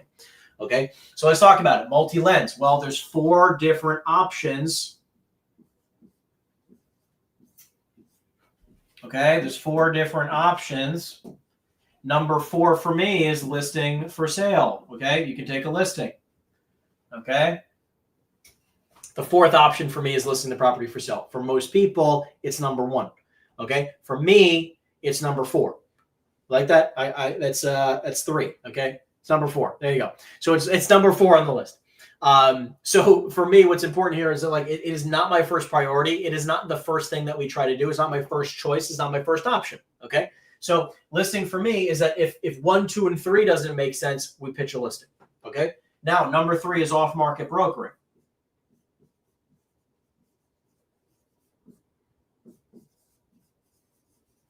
Now, this ends up being one of the most common ones we use. It doesn't mean it's the most profitable even. It's like we found that it's actually, it's a decently profitable thing. It's actually it's way more profitable than taking a listing. But for us, we end up doing this obviously quite often. But for me, it's I will go through step 1 and 2, which is wholesaling. Okay. And the other one is buying. Okay. So the way I look at it is that first you should look at buying it. If it doesn't make sense to buy it, you should look at wholesaling it. Is there enough room in the deal for you to wholesale the deal? If there's not enough room, which I would say 10% is our typical cutoff, 10% plus in spread between A and B, which is A is where the seller needs to be and B is where a buyer would buy it, right? So is there a 10% delta between A and B? If there's not a 10% delta, then we'll choose to off-market broker it. If we struggle after a few weeks of trying to sell the deal off-market, we'll choose to list the property for sale. But it goes in this order, right? You must look over buying it, wholesaling it, then off-market brokering it, then you choose a listing, not reverse order. You don't go listing first and then try to figure out some way to buy it. If it doesn't make any sense. You always just go reverse order. You always go to look to buy it. If it doesn't make sense to buy it because you can't make crazy good returns, then you go look to wholesale it. If you don't have a 10% return, you don't wholesale it. Okay. Then you go to off-market brokering it. If you go to all your VIP buyers and your buyers list and you can't sell the deal, then you shouldn't off-market broker it and you should choose to take a listing. Right. But this is my last option. Okay. It's not my first, it's my last option. Okay. And by the way, it is all dictated. It's all dictated based on where the seller wants to be and what I believe a buyer is willing to pay. Okay. So, I feel like most people just immediately go to the idea of listing a property for sale. No, it's the opposite. I immediately go to the idea of possibly buying it. At what price, right? We talked about a starter. We talked about current. And we talked about pro forma. At what price does it make sense to buy it or wholesale it? Okay. And sometimes their value, right, isn't over here, right? I make a starting offer and they don't want this price. They want this price. Well, then I should probably either try to off-market broker it, which by the way, I would do the same thing here if they want closer to this price. This is off-market broker. If they want anywhere in this range, I would try to off-market broker it first. And then if it's in this range, because almost 100% of the time we're going to sell it here. If they want a current, somewhere in this type, if they want in this range, we're going to off-market broker it almost for sure, as a worst case scenario. Okay. I'm never going to list a property here. But if they want crazy prices, this is where I would maybe consider listing it. Okay. Like as an example, I'm taking a $3 million listing today. It was a referral by a friend. I told him like 17 different ways that it was probably worth something like between $1.5 and $2 million. The guy owes $2.8 million. I feel for the guy, just based on the situation. It worked out for him in the past. He's a business owner. Just probably is not going to work out in the future, but we're going to take a listing at $3 million. He's a referral from a friend. He's a good friend of a friend who I respect very much. And look, I told him many times that I just don't think it's going to be sold around $3 million. He's got somebody right now who's looking at it to buy it as a business, and we'll see. Maybe it works, maybe it doesn't. Obviously for his sake, I hope it does. Okay. But that's where we end up taking listings. Okay. Now, let's talk about the deal process. Deal process. All right. The whole entire deal process. Okay. So we're going to start with from a lead. So you have a lead. Once you have a lead, I immediately go to underwriting the property. Okay, which by the way, in this lead section here, this is also going to include follow-up. Okay, follow-up until they become a lead, right? But you get to the point where it's a sellable deal or someone who's interested in selling, right? Then you go to underwrite the property. Now, after underwriting, what's important is you submit a starter offer, which we'll talk about later exactly how that process works, right? Starter offer. Okay. You make your starter offer, then you're going to get seller feedback. Okay, you get some seller feedback, and you get a price from them. You get an idea of exactly where they need to sell the property for. After that, you're then immediately going to pitch the deal, pitch deal out. Obviously, if they want a really, really good price, I would just buy it. This is where I'd make an offer, right? Because you're pitching the deal out to buyers, right? Then you're gonna get a true, you're getting true offers on this deal. Okay. Obviously, when you're pitching the deal out and to get true offers, you might have some tours in between this, right? You might have some tours in order to get that. Once you have some true offers, obviously, this is gonna be back and forth negotiating. This is where negotiations are. Okay. Now now you're gonna have an accepted offer. Acceptance. You're going to try to figure out how to make some money on the deal. Now, after acceptance, you're going to have attorney review. After attorney review, you go to DD, due diligence. Okay. They complete their due diligence. The next step after that is your closing time frame. And then that's how you get paid. Okay. So this is the entire process, obviously back and forth, a little bit more of a broken, a very shortened down version. Obviously in the book, it's a lot more broken down, but this is sort of how the process looks.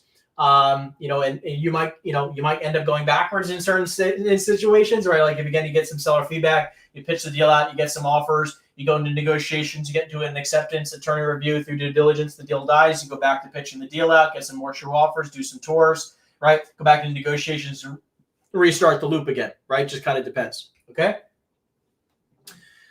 Okay. Now that you understand the deal process, let's talk about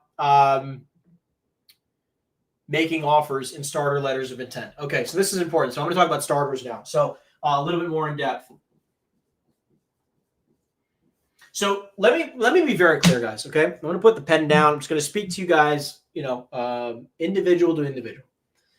So, I come from the residential world. I come from the wholesaling world. I come from the flipping world. Okay. I did a lot of investment deals in the residential space many years ago. Okay. Over half a decade ago. That's where I was. And in that world, right, what we would do is that we would generate a lead. Someone who's interested in selling their home. Okay. Who's in the residential land. And they're open to the idea of selling. And then we would make them an offer. We'd make them an offer to buy it. Okay. And this was our process. And based on what they said, right, based on values and other things, I said, listen, this is what we can do. We can either buy the property. We could either buy the property or we can list it for sale. All right. These are your two options, right? Here, I gave them both options. We can either offer X or we can list it at Y. What would you prefer we do? Okay. This is cash as is, closed in 30 days. this or close around your time frame, any time frame you want, or and I'd say in no commission.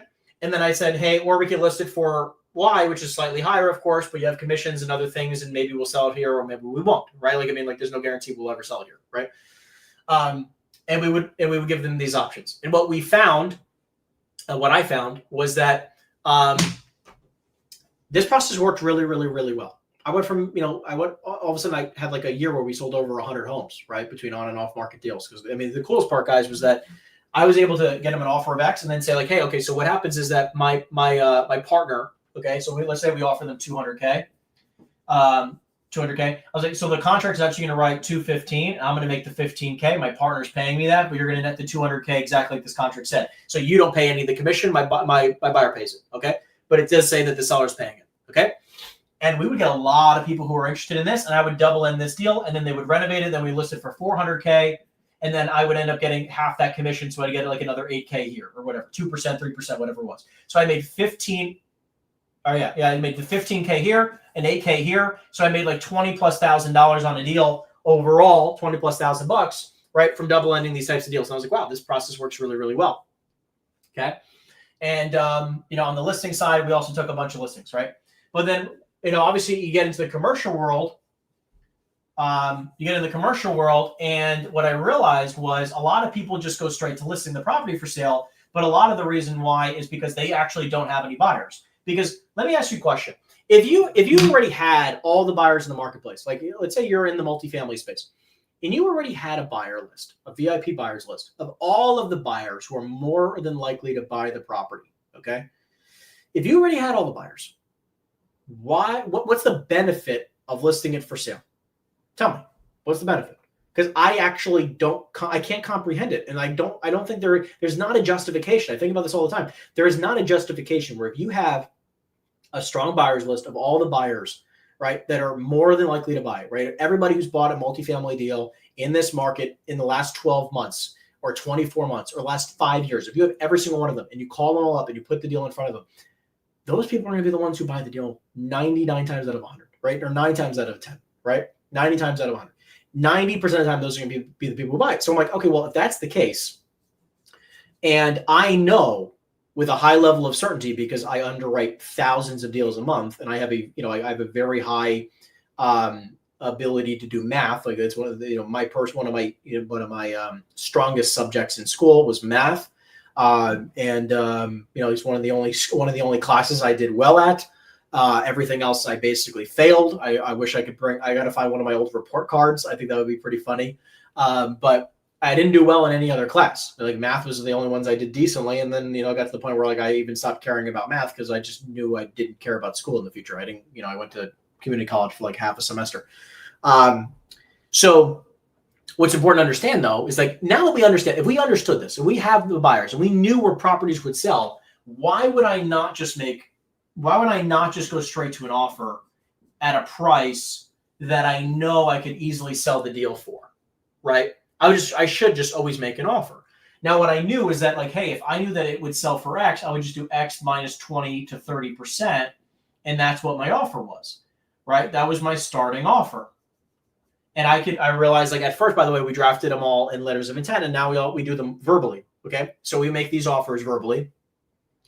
And by the way, which I'll talk about exactly how you make these offers, but it's important to understand like, hey, for these types of deals, right? For every deal, by the way, we do this on every deal, every single lead we generate, 100% of all leads then get a starting offer. We do that on purpose, right?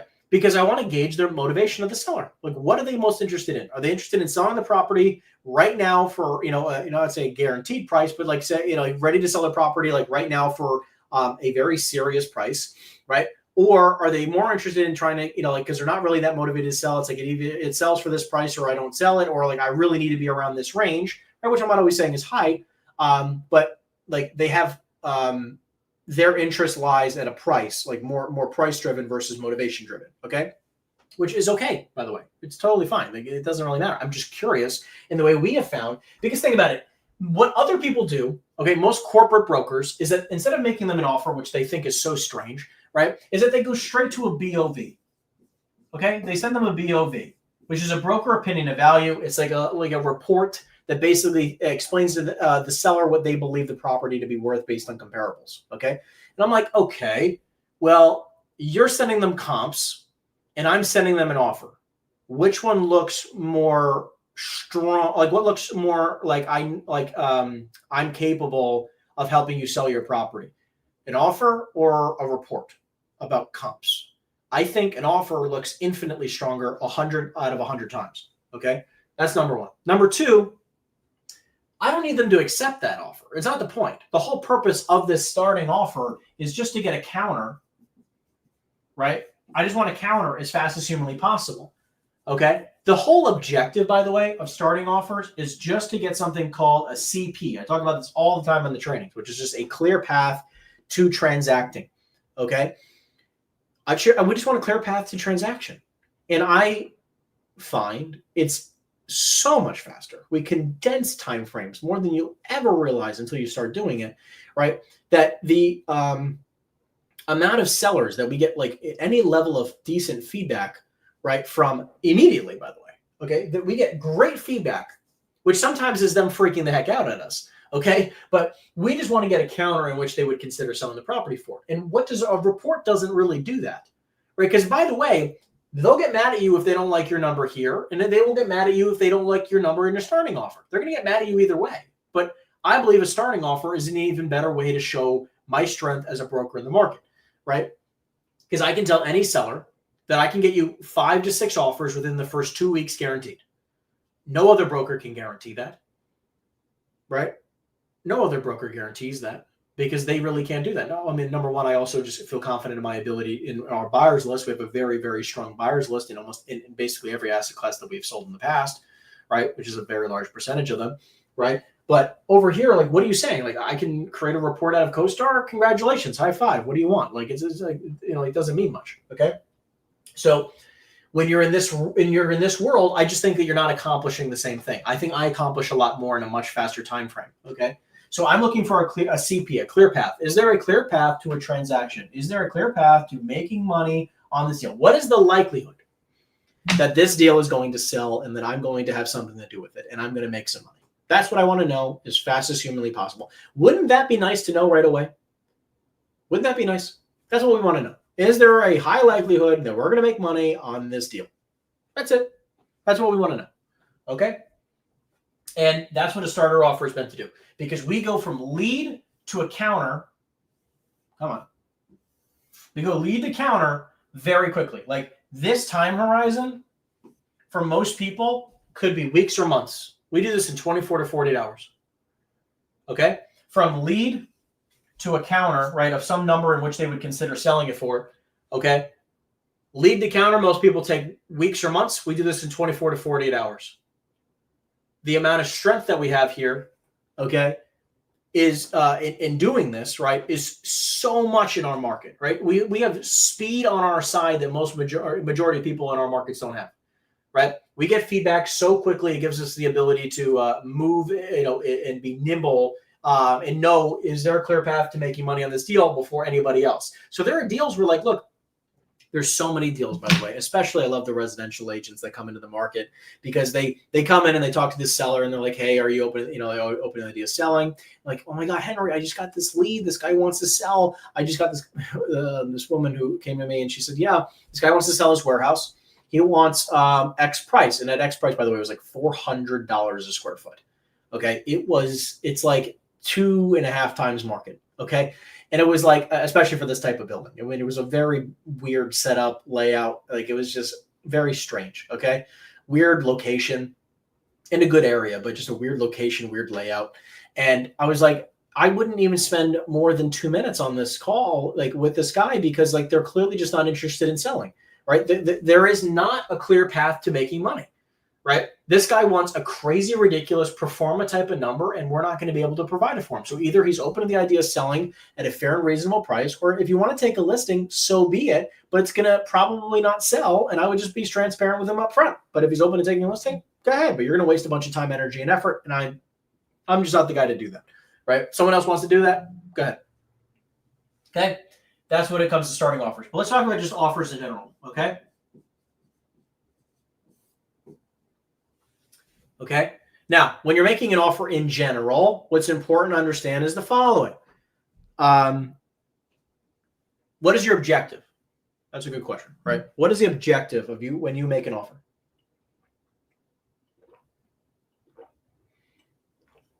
What is the objective when you make an offer? You put that in the chat. When you make an offer. Think about it. The objective, right? The objective, all right, is to, either acceptance. When you're presenting an offer, by the way, this is from basically a buyer offer to seller. Okay, a buyer offer to seller. You either want acceptance, right, or you want a counter. Right, an acceptance or a counter. That's all we want. That's the objective when you make an offer, right?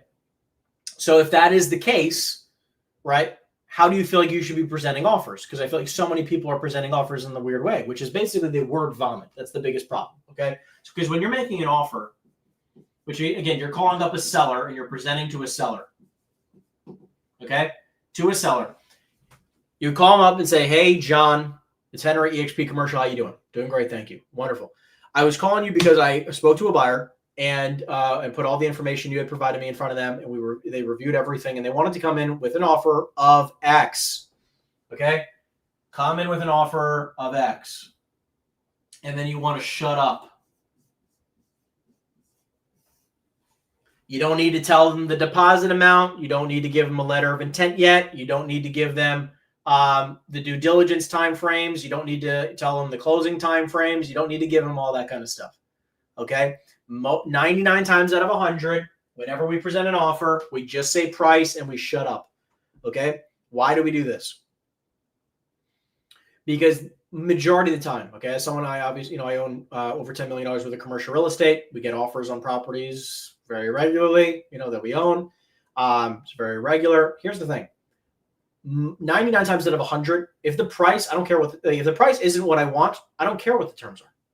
I don't care what the terms are, right? They're two different check boxes, okay? So when you make an offer, right, you want to say what the price is, okay? So this is price, and you have a checkbox.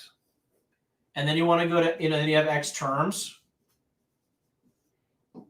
and you have a checkbox. But 9 times out of 10, if you don't check this box, they don't care what the terms are. You're not going to win this deal because of terms, right? If they, you're not going to just win any deal just because your terms are amazing, right? But, what you can do is you can flip it to terms afterwards if necessary, and where you can present terms secondary if necessary, okay? Let me explain. So when I called this individual, and I say, hey, John, again, I spoke to my buyer, and they wanted to come in with an offer of X. And I say, let's just say 10 million. Okay. I say they want to come in with an offer of $10 million. And I shut up and I just listen, and I'm listening. And then John goes, absolutely not. This is ridiculous. 10 million. I would never take 10 million. I told you I wanted 12 million. 10 is way too low, blah, blah, blah, blah, blah. I'm like, okay, just out of curiosity though, other than price, this deal, by the way, is netting you 10 million. Okay. So, after my compensation, it's netting you 10 million. Number one. Number two, they're putting down a $250,000 non-refundable deposit day one. Okay. Number three, they want to do a 30-day closing. So this this offer, by the way, again, is a $250,000 non-refundable deposit closed in 30 days. As is, other than an environmental inspection and clear title. It's a cash deal, okay?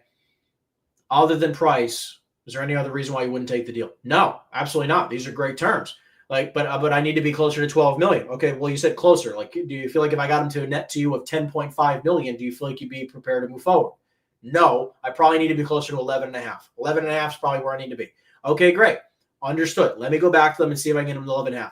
And look, between you and I, just out of curiosity, if I can only get him to 11, do you feel like that's anywhere near what you would consider? Well, I'd have to talk to my partner about it. Okay. As soon as he starts saying that, it's not a heck no. I feel like there's maybe some wiggle room there. So I know that, look, I'm probably still going to go back and with a net offer of, let's say, 11.5 million to my buyer. But when you're presenting those offers, again, you want to talk about in net terms. And I always like to just present price first And then what I can do is I can close using terms afterwards. Okay.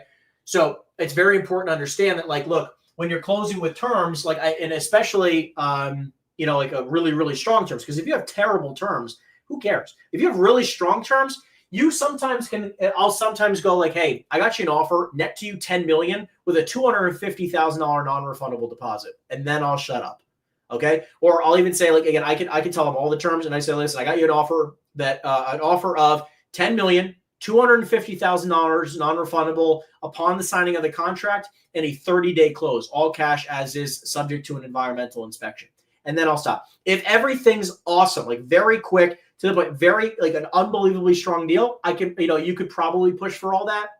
But most deals aren't like that, guys. Most deals are like, hey, 10 million, $50,000 deposit, 60-day due diligence, 60-day close. I'm not going to tell the seller that. They don't even need to know that, like, this is some crazy, ridiculous terms, right? They don't need to know that. And it's just going to hurt our ability of getting an accepted offer here, right? So I don't need to do that, and I don't want to do that anytime, like when I'm presenting this type of deal, okay? What I'm more interested in is, just presenting the things that stand out in a positive fashion for me. So most of the time, it's just price, okay? Most of the time, it's just price. So I'm just going to say, okay, they want to come in with an offer of X, unless you have, again, other amazing terms, but I'll backfill terms if they're very, very good as well. Okay. Now, by the way, last thing I always say, okay, and I always try to clarify, because the whole objective of these making offers is, again, you want either an acceptance or you want a counter. Okay. So just make sure you realize, like, when you cannot get off the phone. Okay. You do not hang up unless you have an acceptance or you've gotten a counter. That's it. If you don't have an acceptance or a counter, you're not hanging up the phone. That's it. That's, like, you can't hang up the phone unless you have one of these two things. Anytime you're presenting an offer. Okay, next. Here we go. All right, let's talk about taking listings. Who's interested in taking more commercial real estate listings?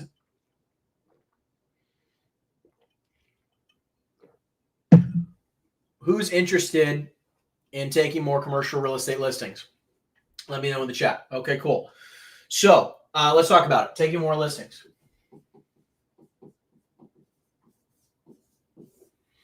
Okay, a couple things I want to point out. Just very, very important key points. Okay, there's not a lot you really need to. There's not a lot of. There's a lot of people add a lot of fluff to taking more listings. I'm just going to tell you the most important things that I would want to hear if I wanted to take more commercial real estate listings early on in my career. Okay, I'm just going to tell you the key things. No fluff. Okay. You got to worry about your script. Okay, your scripting matters a lot. Okay, you got to worry about your script. And then also you need to think about what the sellers want. What do sellers want? Okay. And we're going to talk about those two things.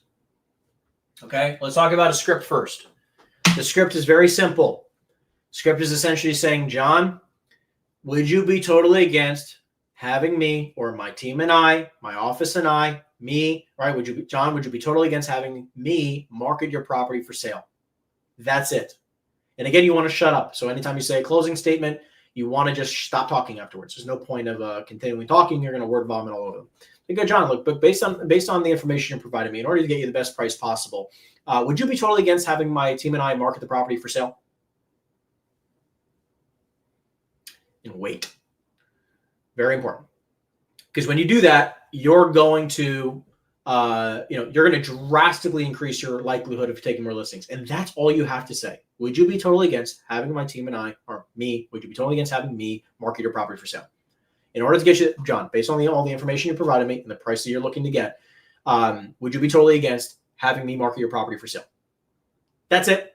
Say that 10 times a day and watch how your business changes. Okay. Every lead that you take, ask them that question and watch how many more listings you take. You'd be mind blown.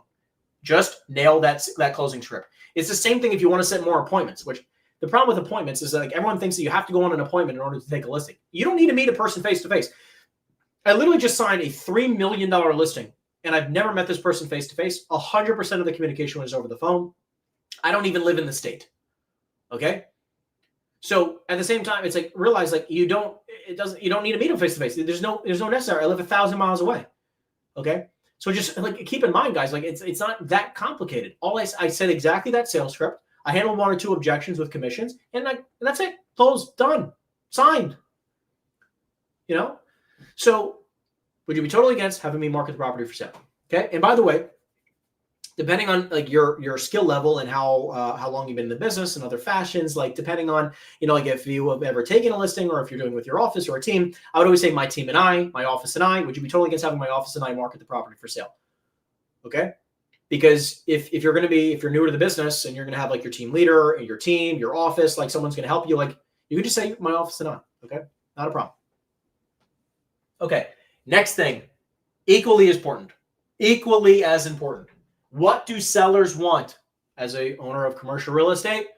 Okay. I love when people talk to me about taking listings and they immediately go, like think about the funniest thing is people overvalue how you're going to market your property. I don't care how you're going to market my property, right? I actually don't care. I really don't. And most sellers don't care. It was like it's a very unnecessary question. The only time they ever say that, by the way, is if you don't present the following 2 things. You know why they care about your marketing plan or how you're going to market their property, blah, blah, blah, is because you haven't shown them these 2 things. If you show them these 2 things, they're never going to really ask you about your marketing plan. Okay. Number 1 is the most money. Think about what sellers want. They want the most money in the shortest time frame. Okay? Most money in the shortest time frame. All you have to do to take more listings is show them how you've done this in the past or how your team has done this in the past or how your office has done this in the past. Here is 3 different examples. Properties in this market. I was able to get property at 123 Main Street. I got them X price in X time frame. Show me that. Like we agreed on a price of $4 million. We thought the value, like this is the best way to do it. Okay. So if you're speaking to a seller, this is exactly what I'll say to them. The seller and I agreed, or the seller, the seller and I agreed on this price range. Let's say 3.8 to 4 million. We got them 3.9 in 4 days. Okay. Number 2, the seller said that they wanted, let's say we agreed on a valuation of 1.8 to $2 million. We got them 1.95 million in 11 days. Okay.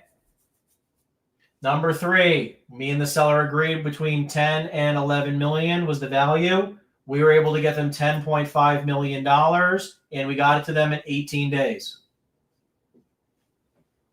Our strategy is that we take your property. Once we figure out exactly what you're looking for, we get all the proper information. We find out exactly who are going to be the main 10 to 50 people, prospects, or are going to be most likely to buy your property. We have a process for doing that.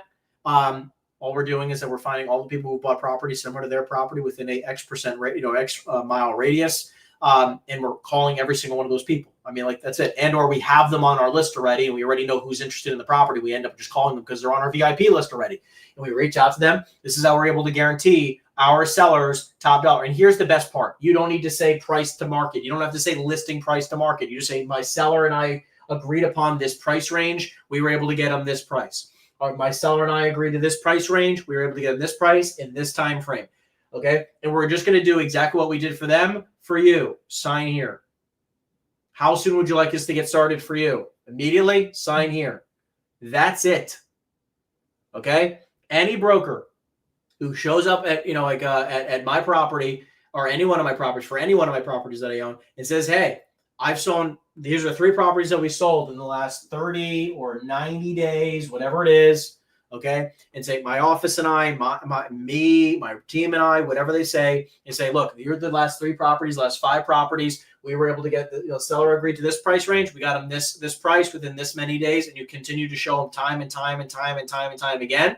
Guess what? What do I think is going to be likely to happen? Well, you're probably going to be able to do the same thing for me.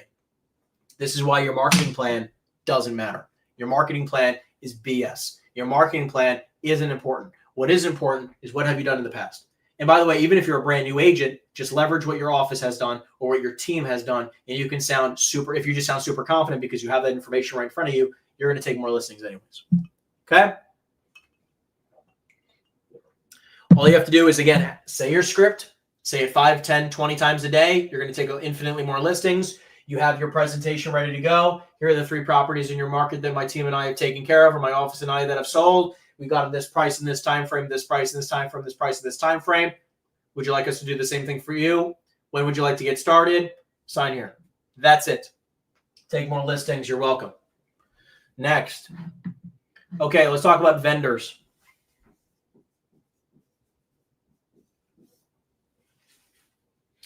Okay, vendors are a huge aspect of any person's business, or can be a huge aspect of any person's business, okay? Keep in mind that, like, most people undervalue how valuable partnerships can be, like vendor partnerships can be. Like, now vendors can be anything from CPAs to attorneys. Okay, they can be lenders. They can be inspectors. They can be appraisers. They can be title. They can be insurance, right? It can be all these different things. They can be contractors, property managers, right? Be all these different things, guys. All these different things.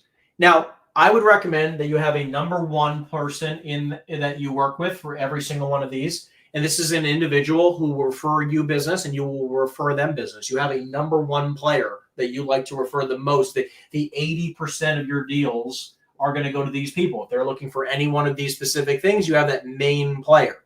Okay. But then I would have a number 2 and a number 3 who split the remaining 20%. Okay. Or, like, there's just going to be some people that you're going to end up giving it to somebody else. This person might be on vacation. This person might be away. This person might be sick. And if they're sick or away on vacation, I might not be able to give them a deal right now because then it's going to slow down the process. Or if they might be, they maybe just got hurt, right? Maybe they're going to be out for a few weeks. You need to have a 2 and a 3 backup, okay? Always make sure, I like to have 2 or 3 people, but you have a number 1. You have a number 1. And you can be very clear with a person who is a number 3. Be like, listen, I have 2 guys that I've been working with for literally the last 6 years. Okay. Now, look, hypothetically, like, the only way that these people get moved is if I have another person who's referring me more business, right? And who does a better job protecting me and talking me up to my clients and helps us do more business. If that's you, then I'm open to having a conversation. If not, I just want to be very transparent. And most people understand. Okay. So, but vendors can be a huge part of your business, because imagine, okay. And by the way, a vendor could also be a past client. These people are anybody who can basically refer you business and or provide a service to your current clients, okay? Now, a past client can also be someone who can give you a testimonial, which can help you generate more business, okay? I mean, obviously it's not the majority, but, like, you get my point, okay? But, you can think about it the same way. What I would recommend is that, imagine if, like, let's just say, what is this, 8 or 9? You got property management. I don't know. What's one more? Okay, you got a financial advisor. Financial advisor. Okay, now you got 10. So you got all 10 of these people. Imagine if each one of these 10 people sent you 1 referral a year that closes. How much money would this be worth to you? If they all sent you 1 referral that closes per year, how much would that be worth to you? 100 grand a year? 300 grand a year? 500 grand a year? $1 million a year?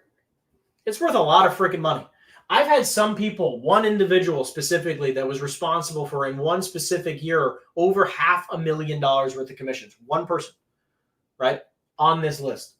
So this could be worth millions of dollars if you play your cards right, right? If you have the right vendors, the right partners on the list, it could be an incredibly financially fruitful thing. And this is where you start building your relationships. You start, like, they're going to refer you, you're going to refer them. And if they're not referring you, by the way, should you be in business with them?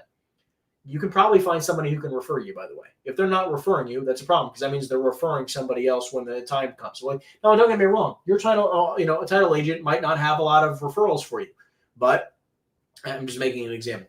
They might not have a lot of referrals for you, and you might have substantially more for them. But I just want to be clear, like what they can give you though is, because I heard this back in the day, and I always think it was really funny, right? Because there's either the chicken or there's the eggs. Okay? So you can have one or the other. So an egg is a lead. Okay? A referral. Like, or, someone who's going to close the deal. Like, this is going to be someone who, like, this is like a person who wants to sell, right? Or a person who wants to buy. Okay? But a chicken is another professional, right?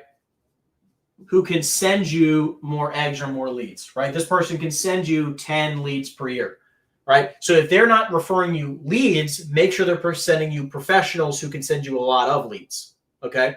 But one way or the other, you can find a way that you guys can do some business together. And again, if you're not referring them, which remember, it's a give to get mindset, okay? Give to get. You must give referrals to get referrals, right? You must give in order to get. Okay? So make sure you give referrals before you even ask for any referrals. I like to give between 2 and 3 referrals before I ever ask. Okay? Give, ask. Give, ask. Gary Vee has a book literally called Give. I think it's called Jab, Jab, Jab, Right Hook, right? Give, ask. Okay? Where are we at? I'm going to take a break for a second. I'm going to pour some more water. We're at 6 o'clock. We're going to keep going for another probably hour or so. We got a couple more chapters. Here we go. Pour myself some more water. If you guys are having a good time, make sure to give this a thumbs up. Subscribe to the channel if you're new here, or follow me anywhere that you guys are watching the content. Okay. Let's continue on. Here we go. Point number 18, tools and tech.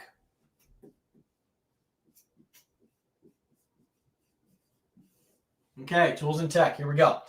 So, number one, keep in mind, guys, I have CRE Sync, which is my CRM system, right? CRE Sync, okay, is my CRM system. It is coming out soon.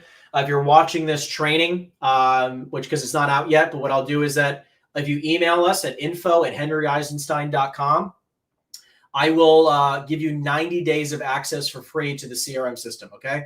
Everyone else will have to pay full price, but if you email me during the subject line, CRM, and then in the email, just say like, hey, was on the live stream, want to get access to 90 days free, or anything like that, we'll add you to the list where you guys will get 90 days of free access to the CRM system, but you have to have emailed us, okay? You have to have emailed us. If you don't email us before the launch of the CRM, you're going to be like with everybody else who's going to pay, full price for it, okay? So CRE Sync is going to be coming out. Make sure you email us right away, okay? But you need a CRM system. Think about like the fundamentals of this business, guys. Like we talked about this in the fundamentals piece of like you're setting up your commercial real estate business. In order to make money in the commercial real estate space, you need a CRM. Like do not use Google Sheets. Do not use a piece of paper. Don't use, a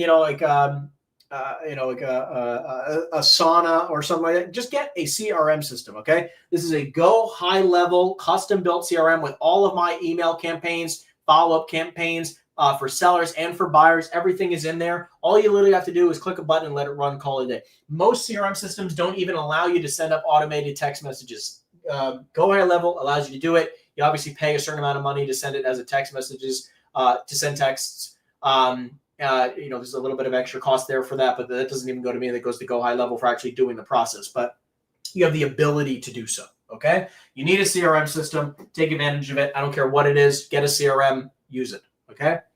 Now, next, I would also, if you're going to be cold calling, okay, if you're like me, I would get a dialer. You should have a dialer. You should have some way that you're going to be reaching out to these individuals that does not include hand dialing. Okay, if you're hand dialing, you're working in the Stone Age. You might as well get a pager. You want a BlackBerry with that, right? You want a pager with that? You want a typewriter with that? How old are you? Jesus Christ, get a dialer. I mean, it's 2025, right? Get a dialer. The cool thing is CRE Sync has a dialer included. You just have to download it. Again, it's an extra cost, but everything, you'd have to pay for it outside, and this is cheaper anyways through that system, okay? Number 3, you need to get data. Okay, now there's only so many places to get data. I like using Reonomy. I think it has the best data. You can also use CoStar. You can also use CorrectC. You can also use PropStream. Okay, I would probably go in this order for data. Reonomy first, CoStar second, CorrectC third, PropStream last. If you want to be on a budget, I would recommend getting Reonomy first. Reonomy is like $400 a month. CoStar is like $500 a month. CorrectC is like $300 a month. PropStream is like $100 a month. But the problem is that Reonomy has the best data, CoStar has the second best data, CorrectC has the third best data, and PropStream has the last best data when it comes to commercial real estate. Residential, PropStream's very, very good. Okay, but go in this order. Okay. Okay. Number 4, AI. I would highly recommend you get something like ChatGPT, but the important thing is that it's not really expensive. info@henryeisenstein.com. info@henryeisenstein.com is the email. Okay, just subject line CRM. We'll add you to the waiting list. Okay, the pre-order list. You get 90 days free. So, real quick, when it comes to AI, realize that the AI is not exactly expensive, but it is time intensive. Okay, so I want to explain to you what you can do. Okay. You got everything else on here. With AI, okay, I would recommend doing one very important thing. And recommend doing this, and you can do this in ChatGPT. That's where I did it, but you could do it in Grok. You could do it in, I don't know, whatever other BS software there is out there. But I'm just going to say ChatGPT because that's where the heck I have it. Okay, so what you're going to do is that you go into ChatGPT. And you're going to create something called new project. Okay, you're going to go to new project. Okay, and what you're going to do is you're going to upload. And you're going to upload some very important information. This is going to be a super hack. Okay, I use it in ChatGPT. I pay for the premium version, but I think you can do it with their $20 a month one, right? Like it's not like crazy expensive. Okay. But what you do is the following. You upload all, okay. You're going to have to export a lot of information. Okay. A couple things. Okay. Number 1 is all of your leads. Okay. / contacts / database. Okay. Your entire database. Number 1. Number 2. I would go to CoStar, okay, specifically CoStar. You can do it also in Reonomy, okay, and you need to make sure you title it appropriately so people understand, so it can understand what it is, okay. And what you're going to do is that you're going to upload all of the last 5 years of sales, okay, in your specific niche. Okay, in your niche, your niche market. Okay, you upload these 2 things. Now, your database might not be that difficult, but I would make sure it's organized and clean and labeled the right way. Buyer, seller, the type of asset, all the notes, the price, all that. I mean, it needs to be very clear and up to date. Okay, all your contacts, your entire database. Okay, and then again, all of the last 5 years of sales for your niche in your market. So that means, again, if you do multifamily in 1 or 2 or 3 counties, you export all of the sales in the last 5 years in that county. Okay, for multifamily, everything. Don't hold back. Everything, more the better. You're going to make sure it's all labeled appropriately, and you're going to make sure you educate the program. Okay. And you're going to make sure you're going to have to kind of talk with it and communicate saying, hey, this is what I've uploaded. Let's do a couple test runs and talk about exactly how I want to have it set up. Now, what you can do now is once you have these 2 things uploaded, and again, you're going to do your buyers, right? Your buyers list, which, your VIP buyers list, right? Your regular buyers list, your entire database, sellers, all this type of stuff. You're going to put all this in there. Okay. And then once you do that, you then can go in there and then you can ask the program, ChatGPT, the AI, okay, and you can AI, call it whatever the heck you want. It doesn't really mean anything. You just call it CRE bot, all All you're going to do is you can ask it questions like, hey, I just got this new lead. Here's the address, 123 Main, whatever. Okay. Seller wants X price. Here's all the details about the property. Okay. Who would be the best buyer for this property? Who should I, if they wanted to sell fast, who would be the top 10 or top 20 buyers I should be getting in touch with right now? And they will immediately, it will spit out all their information. And then you can even tell them who would be the top 20 people I should call right now, who would be the top 20 buyers, right, that I should call to sell this property. I want you to give me all their contact information and a little bit of notes about what they've bought in the past and maybe the address of the most recent property they bought. Okay. And best phone number and best email. And it'll spit out 1, name, contact information, property address. 2, name, 3, and it's going to give you all this information. It will literally spit out exactly who you should be getting on the phone with immediately. It's an awesome, awesome thing we've been utilizing. Helps us immensely to close the time frame gap, condensing time frames to getting properties sold. Okay. And on top of that, you can then even say like, hey, can you give me now a templated email? Okay. Can you give me a templated email to that I can copy so I can send it out in an email blast to all of these buyers on this list? So give me the email list, and then give me a templated email that I can use to blast out this deal. Copy, paste, send, done. All of a sudden, the entire part of pitching deals takes 2 freaking seconds, right? It doesn't have to be complicated. You just have to learn how to use technology the right way. I'm literally speaking at EXPCon, and I'm going to be talking specifically about this, but more in depth. Okay? Very, very helpful. Let's continue on. Here we go. We talked about tools and technology. Next part, brokerage and team. Brokerage and team. Okay? This is an incredibly important thing in your business, guys. Like, your brokerage, your team is going to dictate your success a vast majority of the time. Like, you are going to end up seeing, like, the majority of your success is going to be coming from where you end up hanging your hat. So important to understand is, like, your brokerage doesn't have to give you the best split, but there does have to be an equal value exchange, right? I think this is one of the biggest things. Like, everybody thinks splits is the only thing that matters. It's not. If you could be at a place where you net 25 or something like that % at a brokerage of every dollar generated, but if the brokerage or the team that you're on provides you with 75% of your income value, right, then it's an equal value exchange, right? I mean, if you went to a place and you generated $1 million in GCI, okay, you went to a place and you had you generated $1 million in GCI. And let's say you were at 25% split. It sounds crazy to be there, but let's just say you're at 25. But the brokerage, okay, and again, the brokerage of the team in this case takes 75%.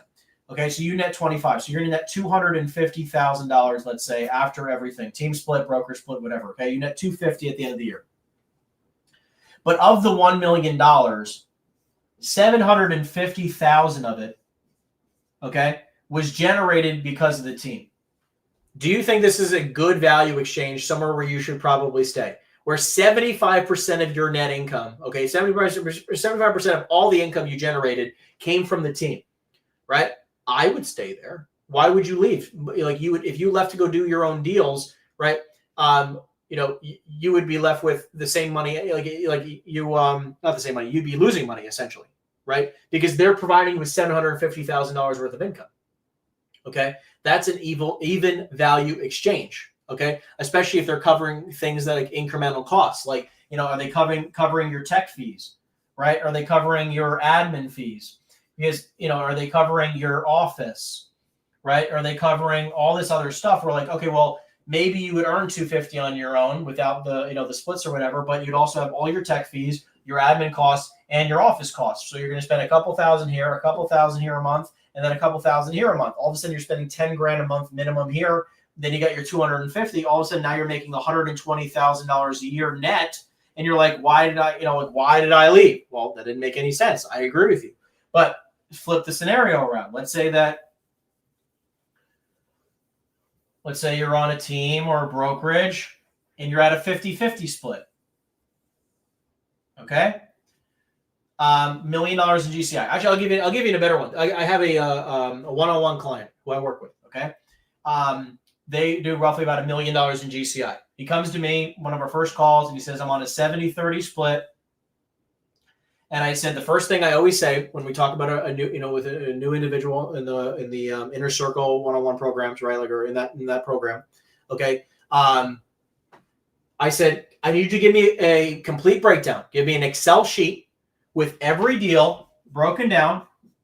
How much money did you make and the source of the deal? Okay. Was it you or was it the brokerage? Because he's like, oh, no, my brokerage, he sends me a lot of business. Okay, great. Or gives me a lot of deals. And he went through every single one of them.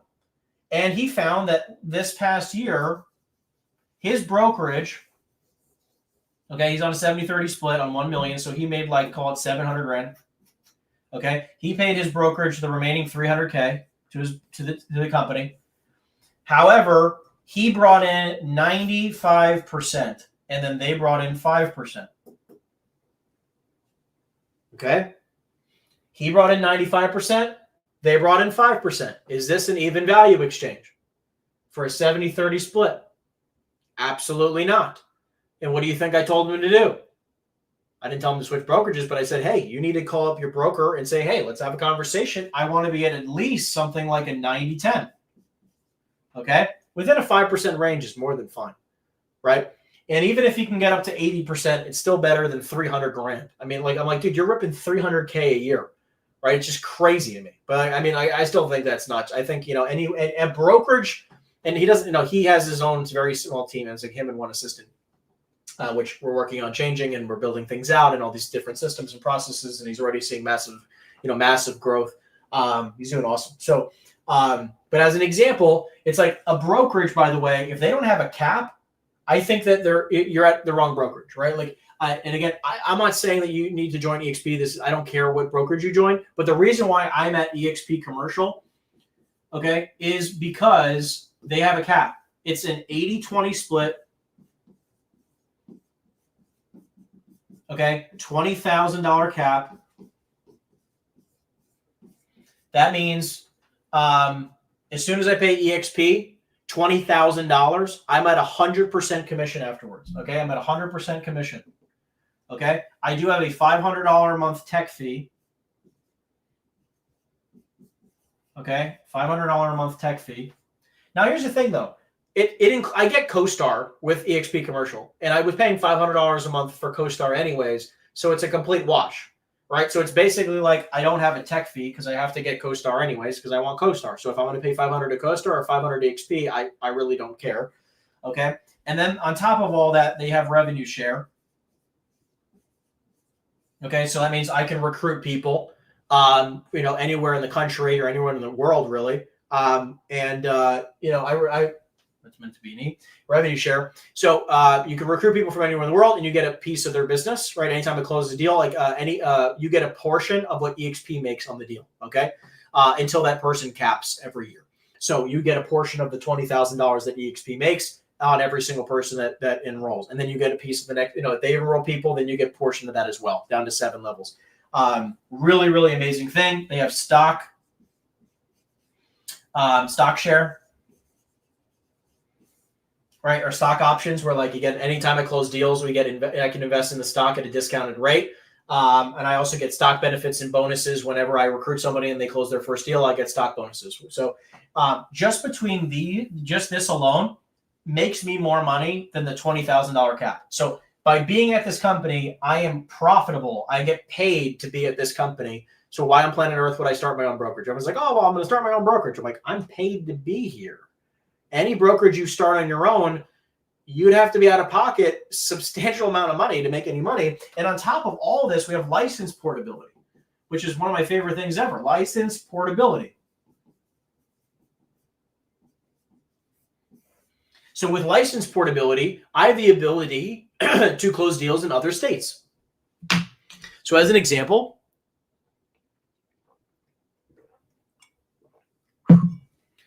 As an example, this week I'm closing on a deal in New York. I'm not licensed in New York. I'm running the deal through my my broker in New York, and I don't pay him any money.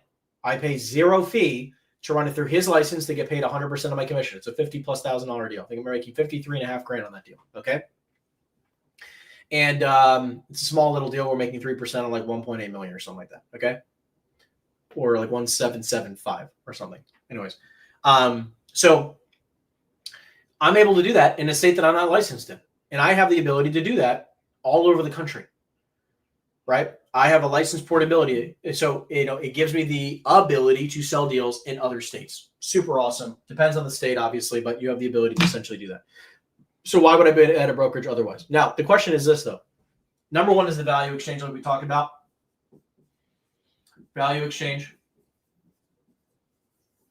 Okay, is very important. Number next is, let's talk about growth. Okay. Do they have the ability to support your growth? Okay. If you're brand new to the business, that means a mentor or a coach or trainings, right? Do they have people that can support you in growing your business from where you are right now, which maybe is nothing, to the next level? Or if you're already making good money, do they have the ability for you to build a team, right? Do they have your ability, like, do they have like a path for growth at your brokerage? Okay. Which, by the way, another piece of this is previous success. So watch this. It's very also important to look at like a team or a brokerage. Like, hey, can I talk to the other people on the team or the brokerage? Like, how much money are they making? Right? Because if people on the team are making good money, the likelihood of you making good money is high, right?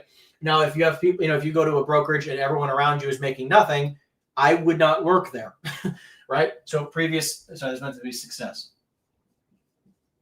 Okay. Next is a tech stack. I only care about a tech stack if you're going to a brokerage that's trying to offer you, like 25%, 30%, 40%, 50%, right? If they're offering you like a 50-50 split or something like that or less, they need to have a strong tech stack. They need to have CoStar included, Reonomy lead list, a CRM system, a dialer, everything else. Like, you should not have to pay for things if you're at a 50-50 or less split. Again, I have team members that are on my team that are less than 50-50. And they make net in their pocket several $100,000 a year. They're making lots of money, right? But we have an insane value exchange, right? And that's what that's the one lever I can focus on, right? So they need to have a strong tech stack. Okay. Last but not least is restrictions. You must check the restrictions. Let me talk to you about restrictions. There are some corporate companies. I'm not going to name them, but there are corporate companies that have crazy, ridiculous restrictions, okay, where they force you. They're like, you can only sell in this specific little baby market. You can only sell this specific asset class, and anything that's not in this tiny little itty bitty bubble, you can't sell it. And it's going to go to some other agent in another office or something like that. It's like ridiculous, but there are a lot of offices that work that way, and I just don't understand how you think that you can make any substantial money working in a little teeny baby market with one specific asset class. And it's not for me. Okay, I want to have no restrictions, a good tech stack, good growth opportunities, and an ideal value exchange. Thanks, let's do some business. I'm ready to roll. Okay, I also want you to understand you can be at the worst brokerage in the world and still make a lot of money. Okay. Obviously, I would double check yourself when you look at everything that we just talked about, and not just work with the first brokerage or team that you have or you spoke to, right? I would definitely, possibly work with a couple of them, or talk to a few of them and, check out the pros and cons of everything else. But overall, it's important to realize, like, hey, like, where is going to be the best place for me long-term? That's what we want. Okay. All right. What do we got next? All right, we got 2 more chapters. 3 more chapters. I apologize. 3 more chapters. Here we go. Next. Here we go. Team building. Okay, for those of you, if you're interested in making $300,000 a year to $1 million a year, give me a thumbs up or something in the chat down below. Okay, let me know if that's you. If you're looking to make like $300,000 a year or more per year, give me a thumbs up, like the video, subscribe, follow me wherever you're watching me, or let me know in the chat below. Okay, because this part is for you. Team building. Now, again, what I want to stress to you, though, is that this is team building for profitability.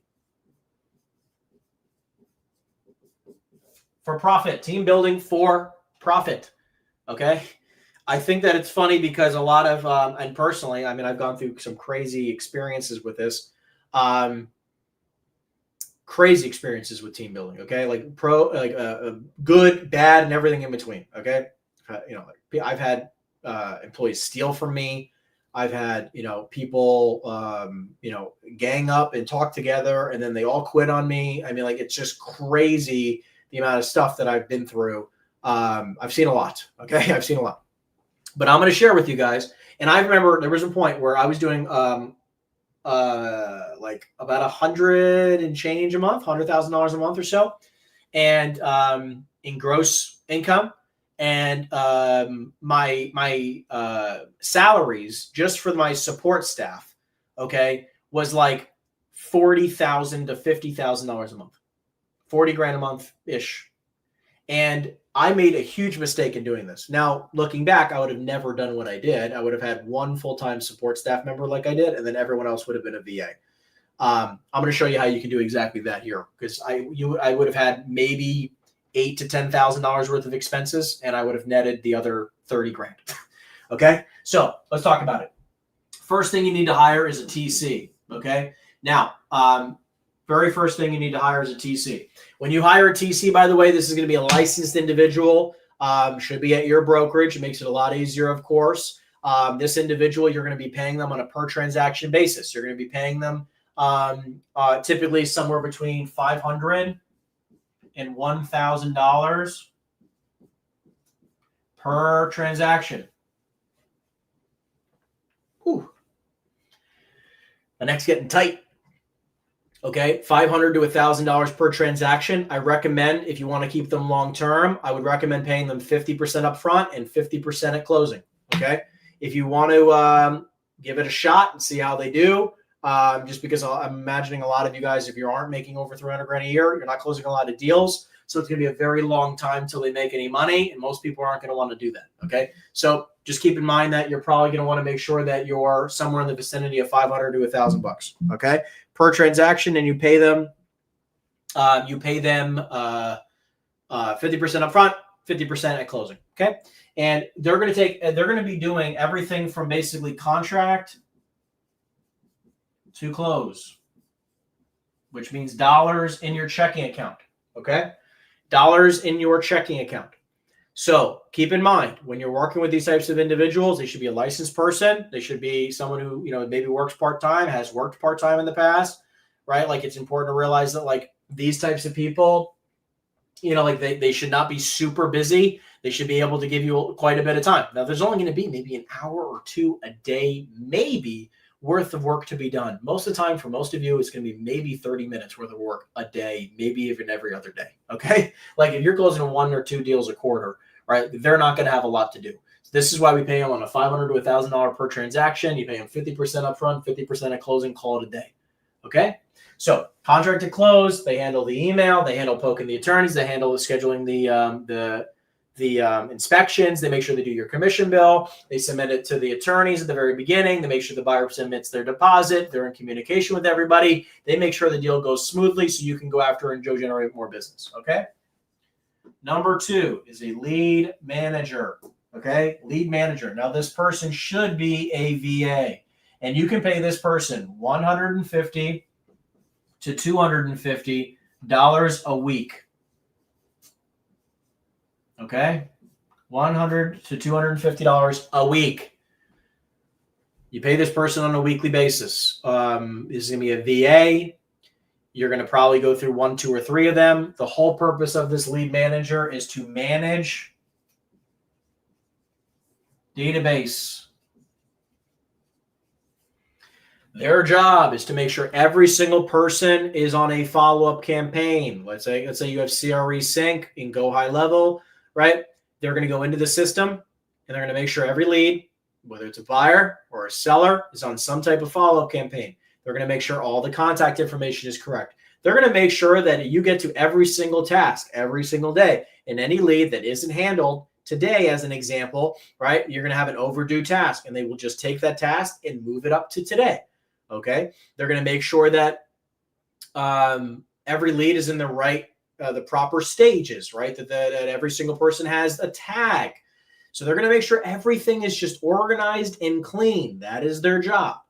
Their job is to make your life a lot easier, because if they can focus on the management and the organization of your CRM system, that means you can do what? Generate more leads, convert more leads, right? That's what we're here for. Number 3, okay, is an admin.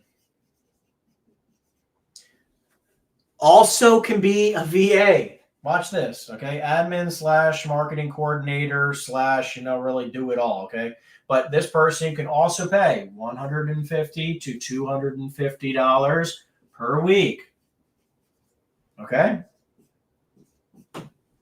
This person here, their job is to handle all basically $20 an hour activities. Okay, watch this. This person is going to be handling all of your offering memorandums. This person is going to be handling your email. This person is also going to be sending out documents for signatures. This person is going to be handling your calendar. This person can handle all of the little itty bitty activities that you do on a regular basis that you just shouldn't be doing. Right? Because there's no reason for you to be spending your time drafting a letter, like a letter of intent as an example, right? So I don't even remember the last time I drafted my own letter of intent. I literally just have like a little template. I send it to my VA, my executive assistant VA. I send it to her, and she drafts my letter of intent. She drafts it. She sends it to the individual. Once it's signed, it goes into the my email box, ready to send to the because it sends it to the buyer, and then she'll draft an email to be prepared to send it to the seller. So I want to make sure everything gets double checked.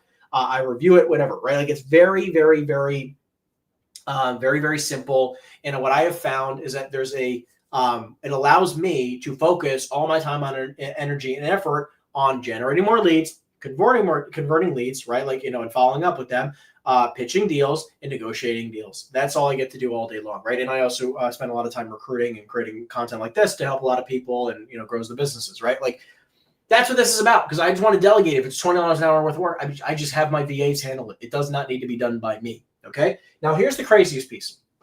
If you're making less than 300 grand a year, don't even think about this kind of stuff, okay? Like maybe in certain markets you can maybe get away with a TC, but everything else, like you need to be focusing on the business, right? That's your job. You should be focusing on the business. Okay. Now, the total cost of all this, think about how nuts this is. Okay. You can make $1 million a year. Let's say you're doing 10 deals a year at $100,000 each per commission check. Okay. You can even say that maybe you're doing 20 deals at $50,000 average. I'll do 20. Let's say you do 20 deals. 50 grand average, which basically means they're $1 million. You're making 5% per deal. Okay. So here times 20, which is at most $1,000. So that's $20,000. Okay. 20 grand here. Lead manager is, let's say it's $250 a week. 250 a week. I think 250 a week times 52 weeks is 13 grand. Okay. 13 grand. And this one over here is also 13 grand. So you got 20,000, 13, 13. Let's say you make $1 million a year. Most $1 million a year businesses, their salaries are 20 to 40%. This is what it was for me. They were 20 to 40% of my overhead. I could have had the same exact thing done for, what is that? $46,000 total. 46K. I was paying 46 a month. I could have paid 46 a year. This is the drastic difference. This is crazy different, where you can be crazy profitable because you're going to have 46 a year in overhead for your staff without even having a crazy big team. You have 3 people who report to you. And you can even have your TC also help you manage these other people, and you can pay them a couple extra bucks. If you have some extra money and you don't want to manage people, they can manage them too, and they can give them extra work as well. And they can all work cohesively, okay? Where this person can be in charge, and you can say, "Look, I'll pay you, let's say $500 a week plus this $500, or I'll pay you $1,000 a month to manage them which is another 12 grand a year. Even if you paid them $500 a week, $500 a week just to manage these people, which is $2 grand a month. It's not a lot of money. $500 a week. Sorry. It's basically $26,000 extra a year. Okay. 26 a year extra. So you're at 46, 52, $72,000, and you don't even need to manage anybody. 72 grand. I was paying 40 to 50,000 a month. I would have, every year I could have been profiting an extra 30 or 40 grand a year. You know why I ended up doing this? Because stupidly, I listened to a couple of other mentors of mine who also had huge staffs and huge payrolls, when guess what? They could have just done the same thing. I did not need all the staff, but it was like what they all did. So I just followed their lead. When this would have been infinitely more profitable. And sure, there probably would have been instances where, because I was paying so much in staff, certain things would extra get done that, like maybe the VAs maybe wouldn't have known how to do or whatever. I'm telling you, honestly, I would rather an extra maybe 5 or 10 hours worth of work to have netted an extra 400 a year, right? I don't know about you, but that ROI makes a lot of sense to me. Okay. Here we go. Next. Okay. Next, scaling. What is going on here? Scaling past 1 million. Everything I shared with you guys here today, by the way, if you guys enjoyed the content, you want me to do more content like this, I got one more chapter after this that we're going to talk about. If you enjoyed this type of content, make sure that you guys like, subscribe, comment down below. Let me know your feedback. Again, if you're interested in CRE Sync, make sure you email me at info@henryeisenstein.com. And put the word CRM in the subject line and let me know that you were on this live training. We'll make sure we get you on the list as well. Obviously, again, if you like this type of content, or we can do definitely substantially more of this type of content. I also have a book that's coming out, and I want it to be the best commercial real estate book in the marketplace for commercial real estate agents or agents who are interested in selling more commercial real estate. I feel like there just hasn't been a book that really just is direct and straight to the point of how to sell more commercial real estate. So today's training is literally a complete outline of what the book's going to be a deeper dive on. Okay. Now, obviously today I only spent, a couple hours here with all of you guys. I got a little bit more time left to make sure we finish up all the chapters, but I wanted to, do a deep dive here to kind of give you an idea of what the book's going to be about. If you want to learn how to sell more commercial real estate, you want a deeper dive of everything we talked about here today. You just want to have like basically a reference guide for the rest of your career. You can also email me the word book right in the subject line. Email me the word book in the subject line, and I'll make sure you get a pre-ordered copy.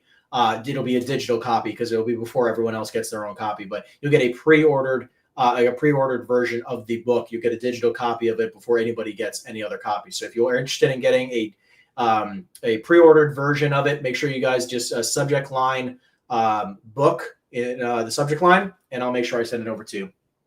Right. So, this is all these chapters, everything we're reviewing, all these principles are based off of the book that I've been writing now for several months. So I'm excited to be able to launch that for you guys. And again, the cool thing is, the digital copy is going to be like a couple dollars. Right. And then then we're going to have a physical copy as well. So if you're interested, obviously it'll be there for you. It's going to have a private course included in it. It's going to have a lot of documents that are also included in it. It's going to be everything you could possibly need to make a lot of money in the commercial real estate business. And on top of that, if you buy the book, if you buy the physical copy of the book, it's also going to come with 90 days free of my CRM system. Okay. So a lot of cool stuff. And we're going to be doing a book launch, and make sure you look out for that. I'm excited for that as well. So let's talk about now scaling past $1 million. I want you to understand, if you just listen very carefully to what I just mentioned, by the way, on the scaling a team profitably, you will have a decision. You'll have a decision to make. Do you actually want to work more hours? Do you actually want to work more hours? Do you actually care about making more money? Because you'll be netting, and you could probably scale up that organization will probably get you to the point where you're netting $1 million a year. I think anybody is capable of doing that with a solid 3 team members. And you're going to have to maybe jumble people around and fire people and rehire people and or hire, fire, and, and really find some good people. But with good, talented players, you definitely, with less than 75 grand a year, or maybe even less than 50,000 a year, can have a team that nets you over $1 million a year. And you're probably going to be working somewhere between 40 and 60 hours a week. Now you're going to have a choice. You deserve this choice. You're going to have the decision to make. Do you want to work more hours in order to make more money? And the answer can be yes, and the answer could be no. And it's both of them are totally okay. You get to ask, you get to be serious with yourself. For me, I want to become a billionaire one day. So it requires me to do things that most other people who will never become close to becoming a billionaire, I have to do some of those things. Like, guys, it's a Sunday, right? And I'm on YouTube, and I've been on here, live for 3 hours. Okay. So it's like most people aren't willing to do that. And I am just willing to do some things that other people are willing to do. I'm willing to work 70, 80, 90, 100 hours a week, every week for the next 50 years. I just don't care. My life will be a sacrifice for my children. This makes me happy. I know what I'm capable of, and I would have more regrets in my life not becoming a billionaire than I would have if I'm not going to have the regret of like, oh man, I wish I, traveled a little bit more or whatever. I don't care. I know that, like, for me, it's more importantly that I can set up the next generations to have amazing lives, right? And like my wife, travels a lot. She has a horse and she lives an amazing life, right? And we travel plenty, but still, like, I'm not saying like I'm missing out on something. I care more about setting my kids up for the future. My life will be a sacrifice for them. I truly believe that. So I'm going to work for the next 50 years of my life, and I'm going to be totally okay with it. Okay. Now that's me. You get to have a decision. I'm going to be talking about how to scale past $1 million a year. I'm just letting you know this isn't for everybody. I'm just going to be honest with you. Okay. So what I want to share with you is this. This is this first piece can be for those of you who maybe also want to scale a little bit more of their time. And maybe like you want to net $1 million a year, or maybe a little bit more or something like that. Like, this is not millions of dollars a year, but you can start with a showing agent. So this could also be for, this could also be for people who want to make up to $1 million a year. So in certain markets, you also could have a showing agent where the entire purpose of this person is just to do 100% or most tours. They don't need you there, right? They're going to do most tours. That's the person's job, is they're going to do most of the tours for you. You don't need to do that. You're not required on every tour. I'm just going to be honest. Sorry, you're not really that important. Neither am I. Okay. Like, they don't need Henry to go open a door for them and show them like a warehouse. Like, hey, this is a warehouse. The investor knows that, right? So you can have a showing agent, and this person will be paid, something like 5 to 10% of each transaction that closes. Or you can pay them on an hourly basis. I sometimes have even just paid them $50 to $100 per hour, right? Whether it's per hour or per tour.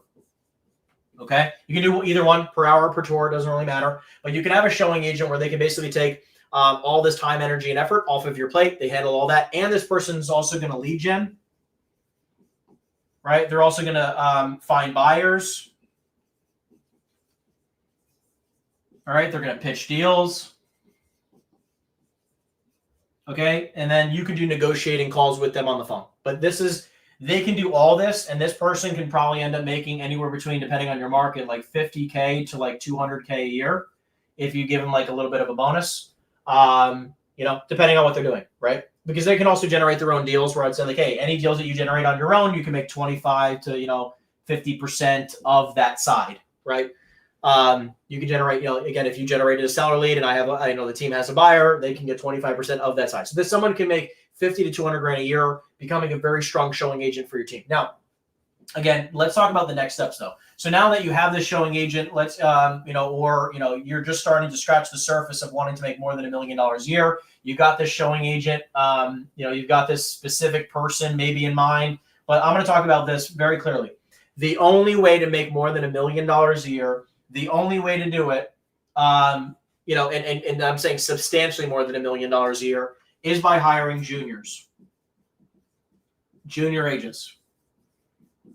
Okay. Now I have dozens of junior agents that work on my team. And if you're looking to scale up your team or looking to scale up your commercial real estate business, whether it's through the coaching community, which in the link down below, you can check out. Or if you want to also book a call with me to maybe join our team, there's a link down below as well. We can have a conversation about that. But for those of you who are looking to build your own teams, you have to scale through junior agents. The only way to really grow is to have a large amount of junior agents on your team. Now, these people are going to make between 25% to 50% commissions, depending on your value exchange. If you have near zero value to give them, you might need to pay them more money. But also understand the majority of the money that's going to go in your pocket is from this, right? The majority of your money that is going to come from this, right, is the delta. So like if you're giving them 75%, you're only going to make 25% of a deal that you're going to spend a ton of time on. That doesn't make any sense, right? I would probably tell you to stop at 50%. Now, look, I have some people who are more than 50% on my team, but they're killers. These people come to me and they're making $300K a year, right? And they want to scale to $1 million plus. Well, we put them on a slightly, like a 50-50 or a slightly above this percentage. But I've seen that over the last 3 years, they made 300 grand a year and they want to scale. Okay, great. Well, you can be slightly higher, but like I have a cap for our team as well. We're like, as in like, I can't give away any more money because I have expenses and I need to make some profit. Okay. So it's going to be at around 50-50. Hey, sweetheart, we're gonna go outside in just a minute, okay? So my dog's here to say hello. Actually, you want to say hi to everybody? Here, come here. This is my little girl Zoe. Zoe, can you wave to everybody? Can you wave over here? Say hi. Over here, Zoe. There you go. There you go. So I got my little girl with me. We're gonna go on a walk soon, okay? I promise. Hi, sweetheart. Oh, you want your dinner? We're gonna give you dinner too, okay? So anyways, I would give you, again, 25 to 50%. It's very, very important, okay? So, this is like the maximum range that I would tell you to give your junior agents, unless they're earning over 200K per year in GCI, right? That's the range. And I would even tell you, like, this to me is like when you start getting to the 50-50 range or slightly higher, right? But somewhere in that 200K a year. If they're substantially below that, less than 50-50, you don't need to give them that much money. It's really not like, again, I want everyone to make a lot of money, but also like, it's not easy to make 200 grand a year net in your pocket. Let's just be honest, right? Like if you're my first cousin, who's like one of my closest friends ever. He's like my best friend. Love him to death. He works for a tech company, very, very well-known multi-billion-dollar tech company. Okay. And even high-performing people and he's, in tech sales and been in tech sales a long time. He's a, 5-year veteran, but he does very well. He makes a couple $100 grand a year. They only make like 1 to 2%. Okay. 1 to 2% of these huge deals. And they only end up making like 200 to 300K a year. Half of it's salary though, but like in our world, like you're not going to pay people salaries, but like you have to scale through junior agents and just realize like you're going to be building a sales team. Now, the one thing I want to stress with all this, scaling past $1 million is you, okay, will be the main producer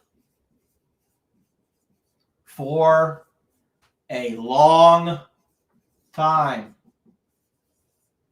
Okay. And I'd say until you are going to be the main producer until your team 2X's your income. So that means if you make $1 million per year, okay, that's you, your team has to earn $2 million per year for you to stop producing, but like starting to slow down. But what most people do is they go, oh, I'm making $1 million a year. The only way for me to make more money is if I stop working and I help build, and I start, recruiting agents and then help them build their teams. No, do not do that. It's an and, okay? It's you, the main producer who generates $1 million per year, and then you're going to add junior.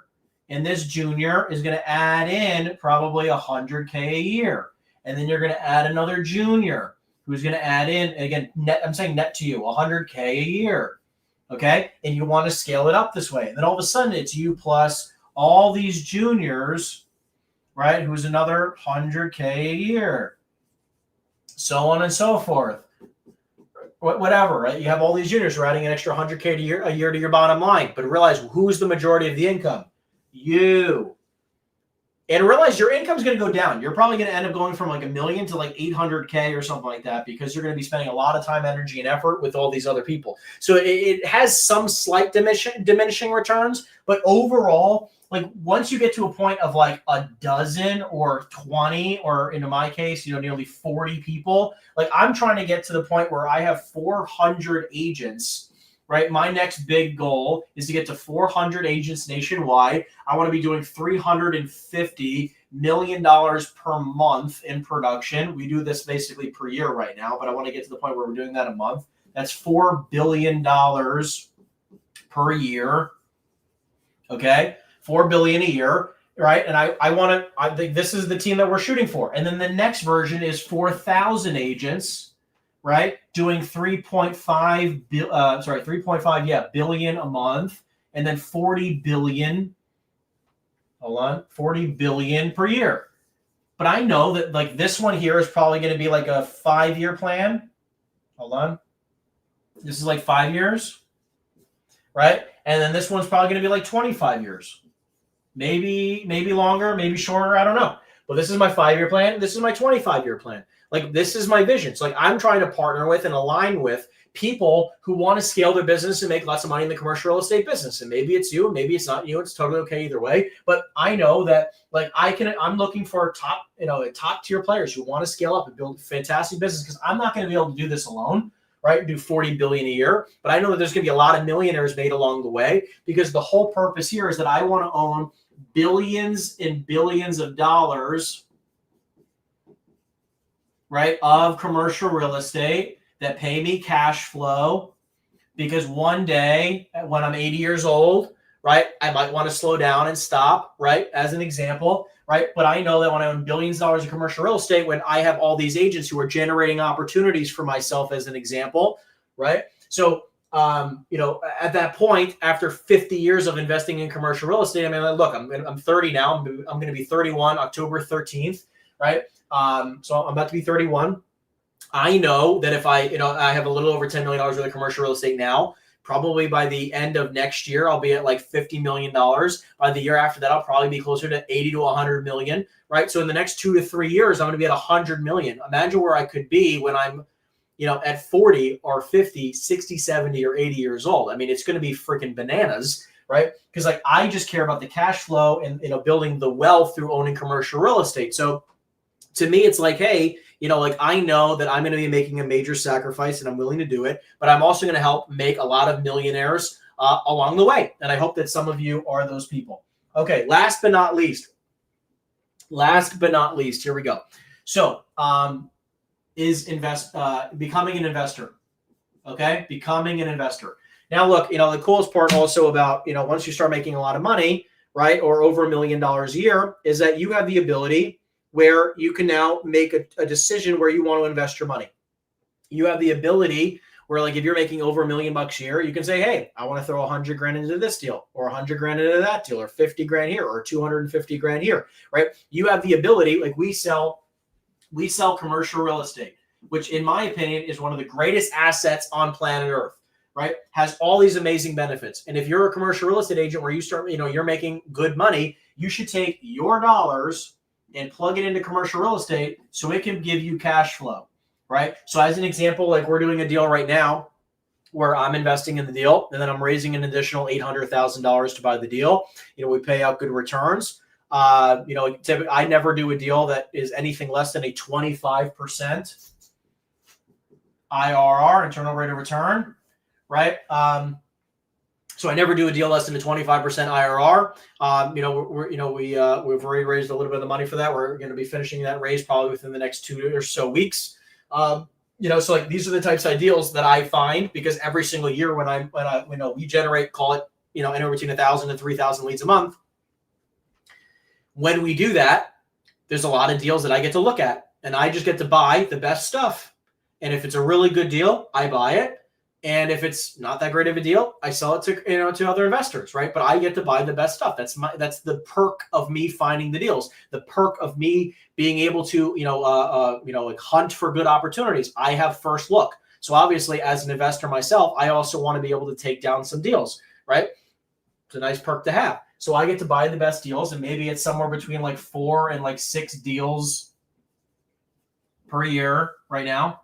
It's like 4 to 6 deals a year, but each deal, $2 to $8 million per deal, right? And, we look at deals that we can make substantial returns on. Typically we find them with seller financing. Typically we find them drastically below market value, very motivated sellers, and we end up taking down the deal. That's our game plan. That's my business plan, right? So it's like, my goal is that like I have my, my content right, at the very top of this funnel, and I want to help as many people as possible, right? Then we help people through the coaching community. Then we have people, who from the coaching community end up joining the team. And then from the team, they end up finding great deals, right? And this is how we build wealth, right? Like this to me is my funnel, like this is my sales funnel, right? This is my business funnel, right? This is why I do everything that I do, right? Because like my goal is to own $1+ billion. I want to be a billionaire. I want to own $1 billion worth of commercial real estate, to me, right? I want a team that does, billions of dollars, right? Billions in sales per year. I want to have several millionaires on my team. In my coaching community, I help people earn, hundreds, an additional 100 or several hundred grand a year in our coaching communities and our events that we host every year. And the content's all free for you guys. Like like I'm creating all this content, all the products, the script book, the CRM that's coming out, the other, the Mastering the Art of Commercial Real Estate, like all this different stuff, like all these different things are just other ways to support you guys in making extra money in the commercial real estate business. So hopefully one day, if you ever come across an opportunity, you hopefully think about me and my team, maybe the communities, maybe that's a better fit for you, but in any which way that we can support you, that's what we're here for. Again, if you're interested in getting CRE Sync, all you have to do is, subject line CRM. Let me know that you guys are interested in joining or getting the CRM. We'll give you 90 days of free access because you watched this training. Again, email us CRM. And we'll give you CRE Sync as soon as that launches. Also, if you want to have access to my book, a digital copy of my book, it'll be like a pre-launch. Okay, you can pre-order it basically right now, but just by emailing us the word book through the email info@henryeisenstein.com. info@henryeisenstein.com. Subject line book, and just let me know that you're on this live training. We're going to be doing lots more of these live trainings. If you guys enjoyed the content, make sure you guys give this a thumbs up. If you guys enjoyed it, in the book, by the way, there's going to be tons of amazing resources, a private training that will only be found in the book. If you buy a physical copy of the book, you're also going to get 90 days of free access to the CRM system. So a lot of cool bonuses are going to come with the book. We're going to be doing the book launch once that comes out. CRE Sync once it comes out. Again, it's going to have all of my automated seller campaigns and buyer campaigns, our tags and our stages already pre-uploaded into it. It has an integrated dialer and the ability to auto text people. Those are additional charges, obviously, because you have to connect it with Twilio and other things, but it's a very simple thing. It's basically already built out. You just have to pay extra. It's all through GoHo Level. I don't really make any money from that, but you have to pay extra for that if you want it. But it has everything integrated. So look, guys, my intention here is just to help you guys make more money in commercial real estate. I hope this training will help you do so. And if you have any questions in regards to how to make more money in commercial real estate, please feel free to either comment below or email me at the info@henryeisenstein.com email. We're here to support you. If you're interested in maybe getting more information on how our coaching community maybe is a good fit, if you're looking to scale your business, you want higher levels of accountability, imagine having 3 hours of live training with me each and every single week, like in a group setting, but like one-on-one type of feel. You're gonna get every question answered week after week. If you want high levels of accountability and you're prepared to really launch your business to the next level, if you are ready to do so, you can book a call down below. It's the first link in the description here on YouTube or really anywhere else that you're watching. Book a call with my team. We'll see if you're a good fit. Other than that, guys, I hope you guys enjoyed the rest of your Sunday night. Thank you guys so much for watching the training. Give us a thumbs up and subscribe, and I'll see you guys in the next video. Take care, everybody. Have a wonderful night. Bye-bye. Bye-bye. Bye-bye.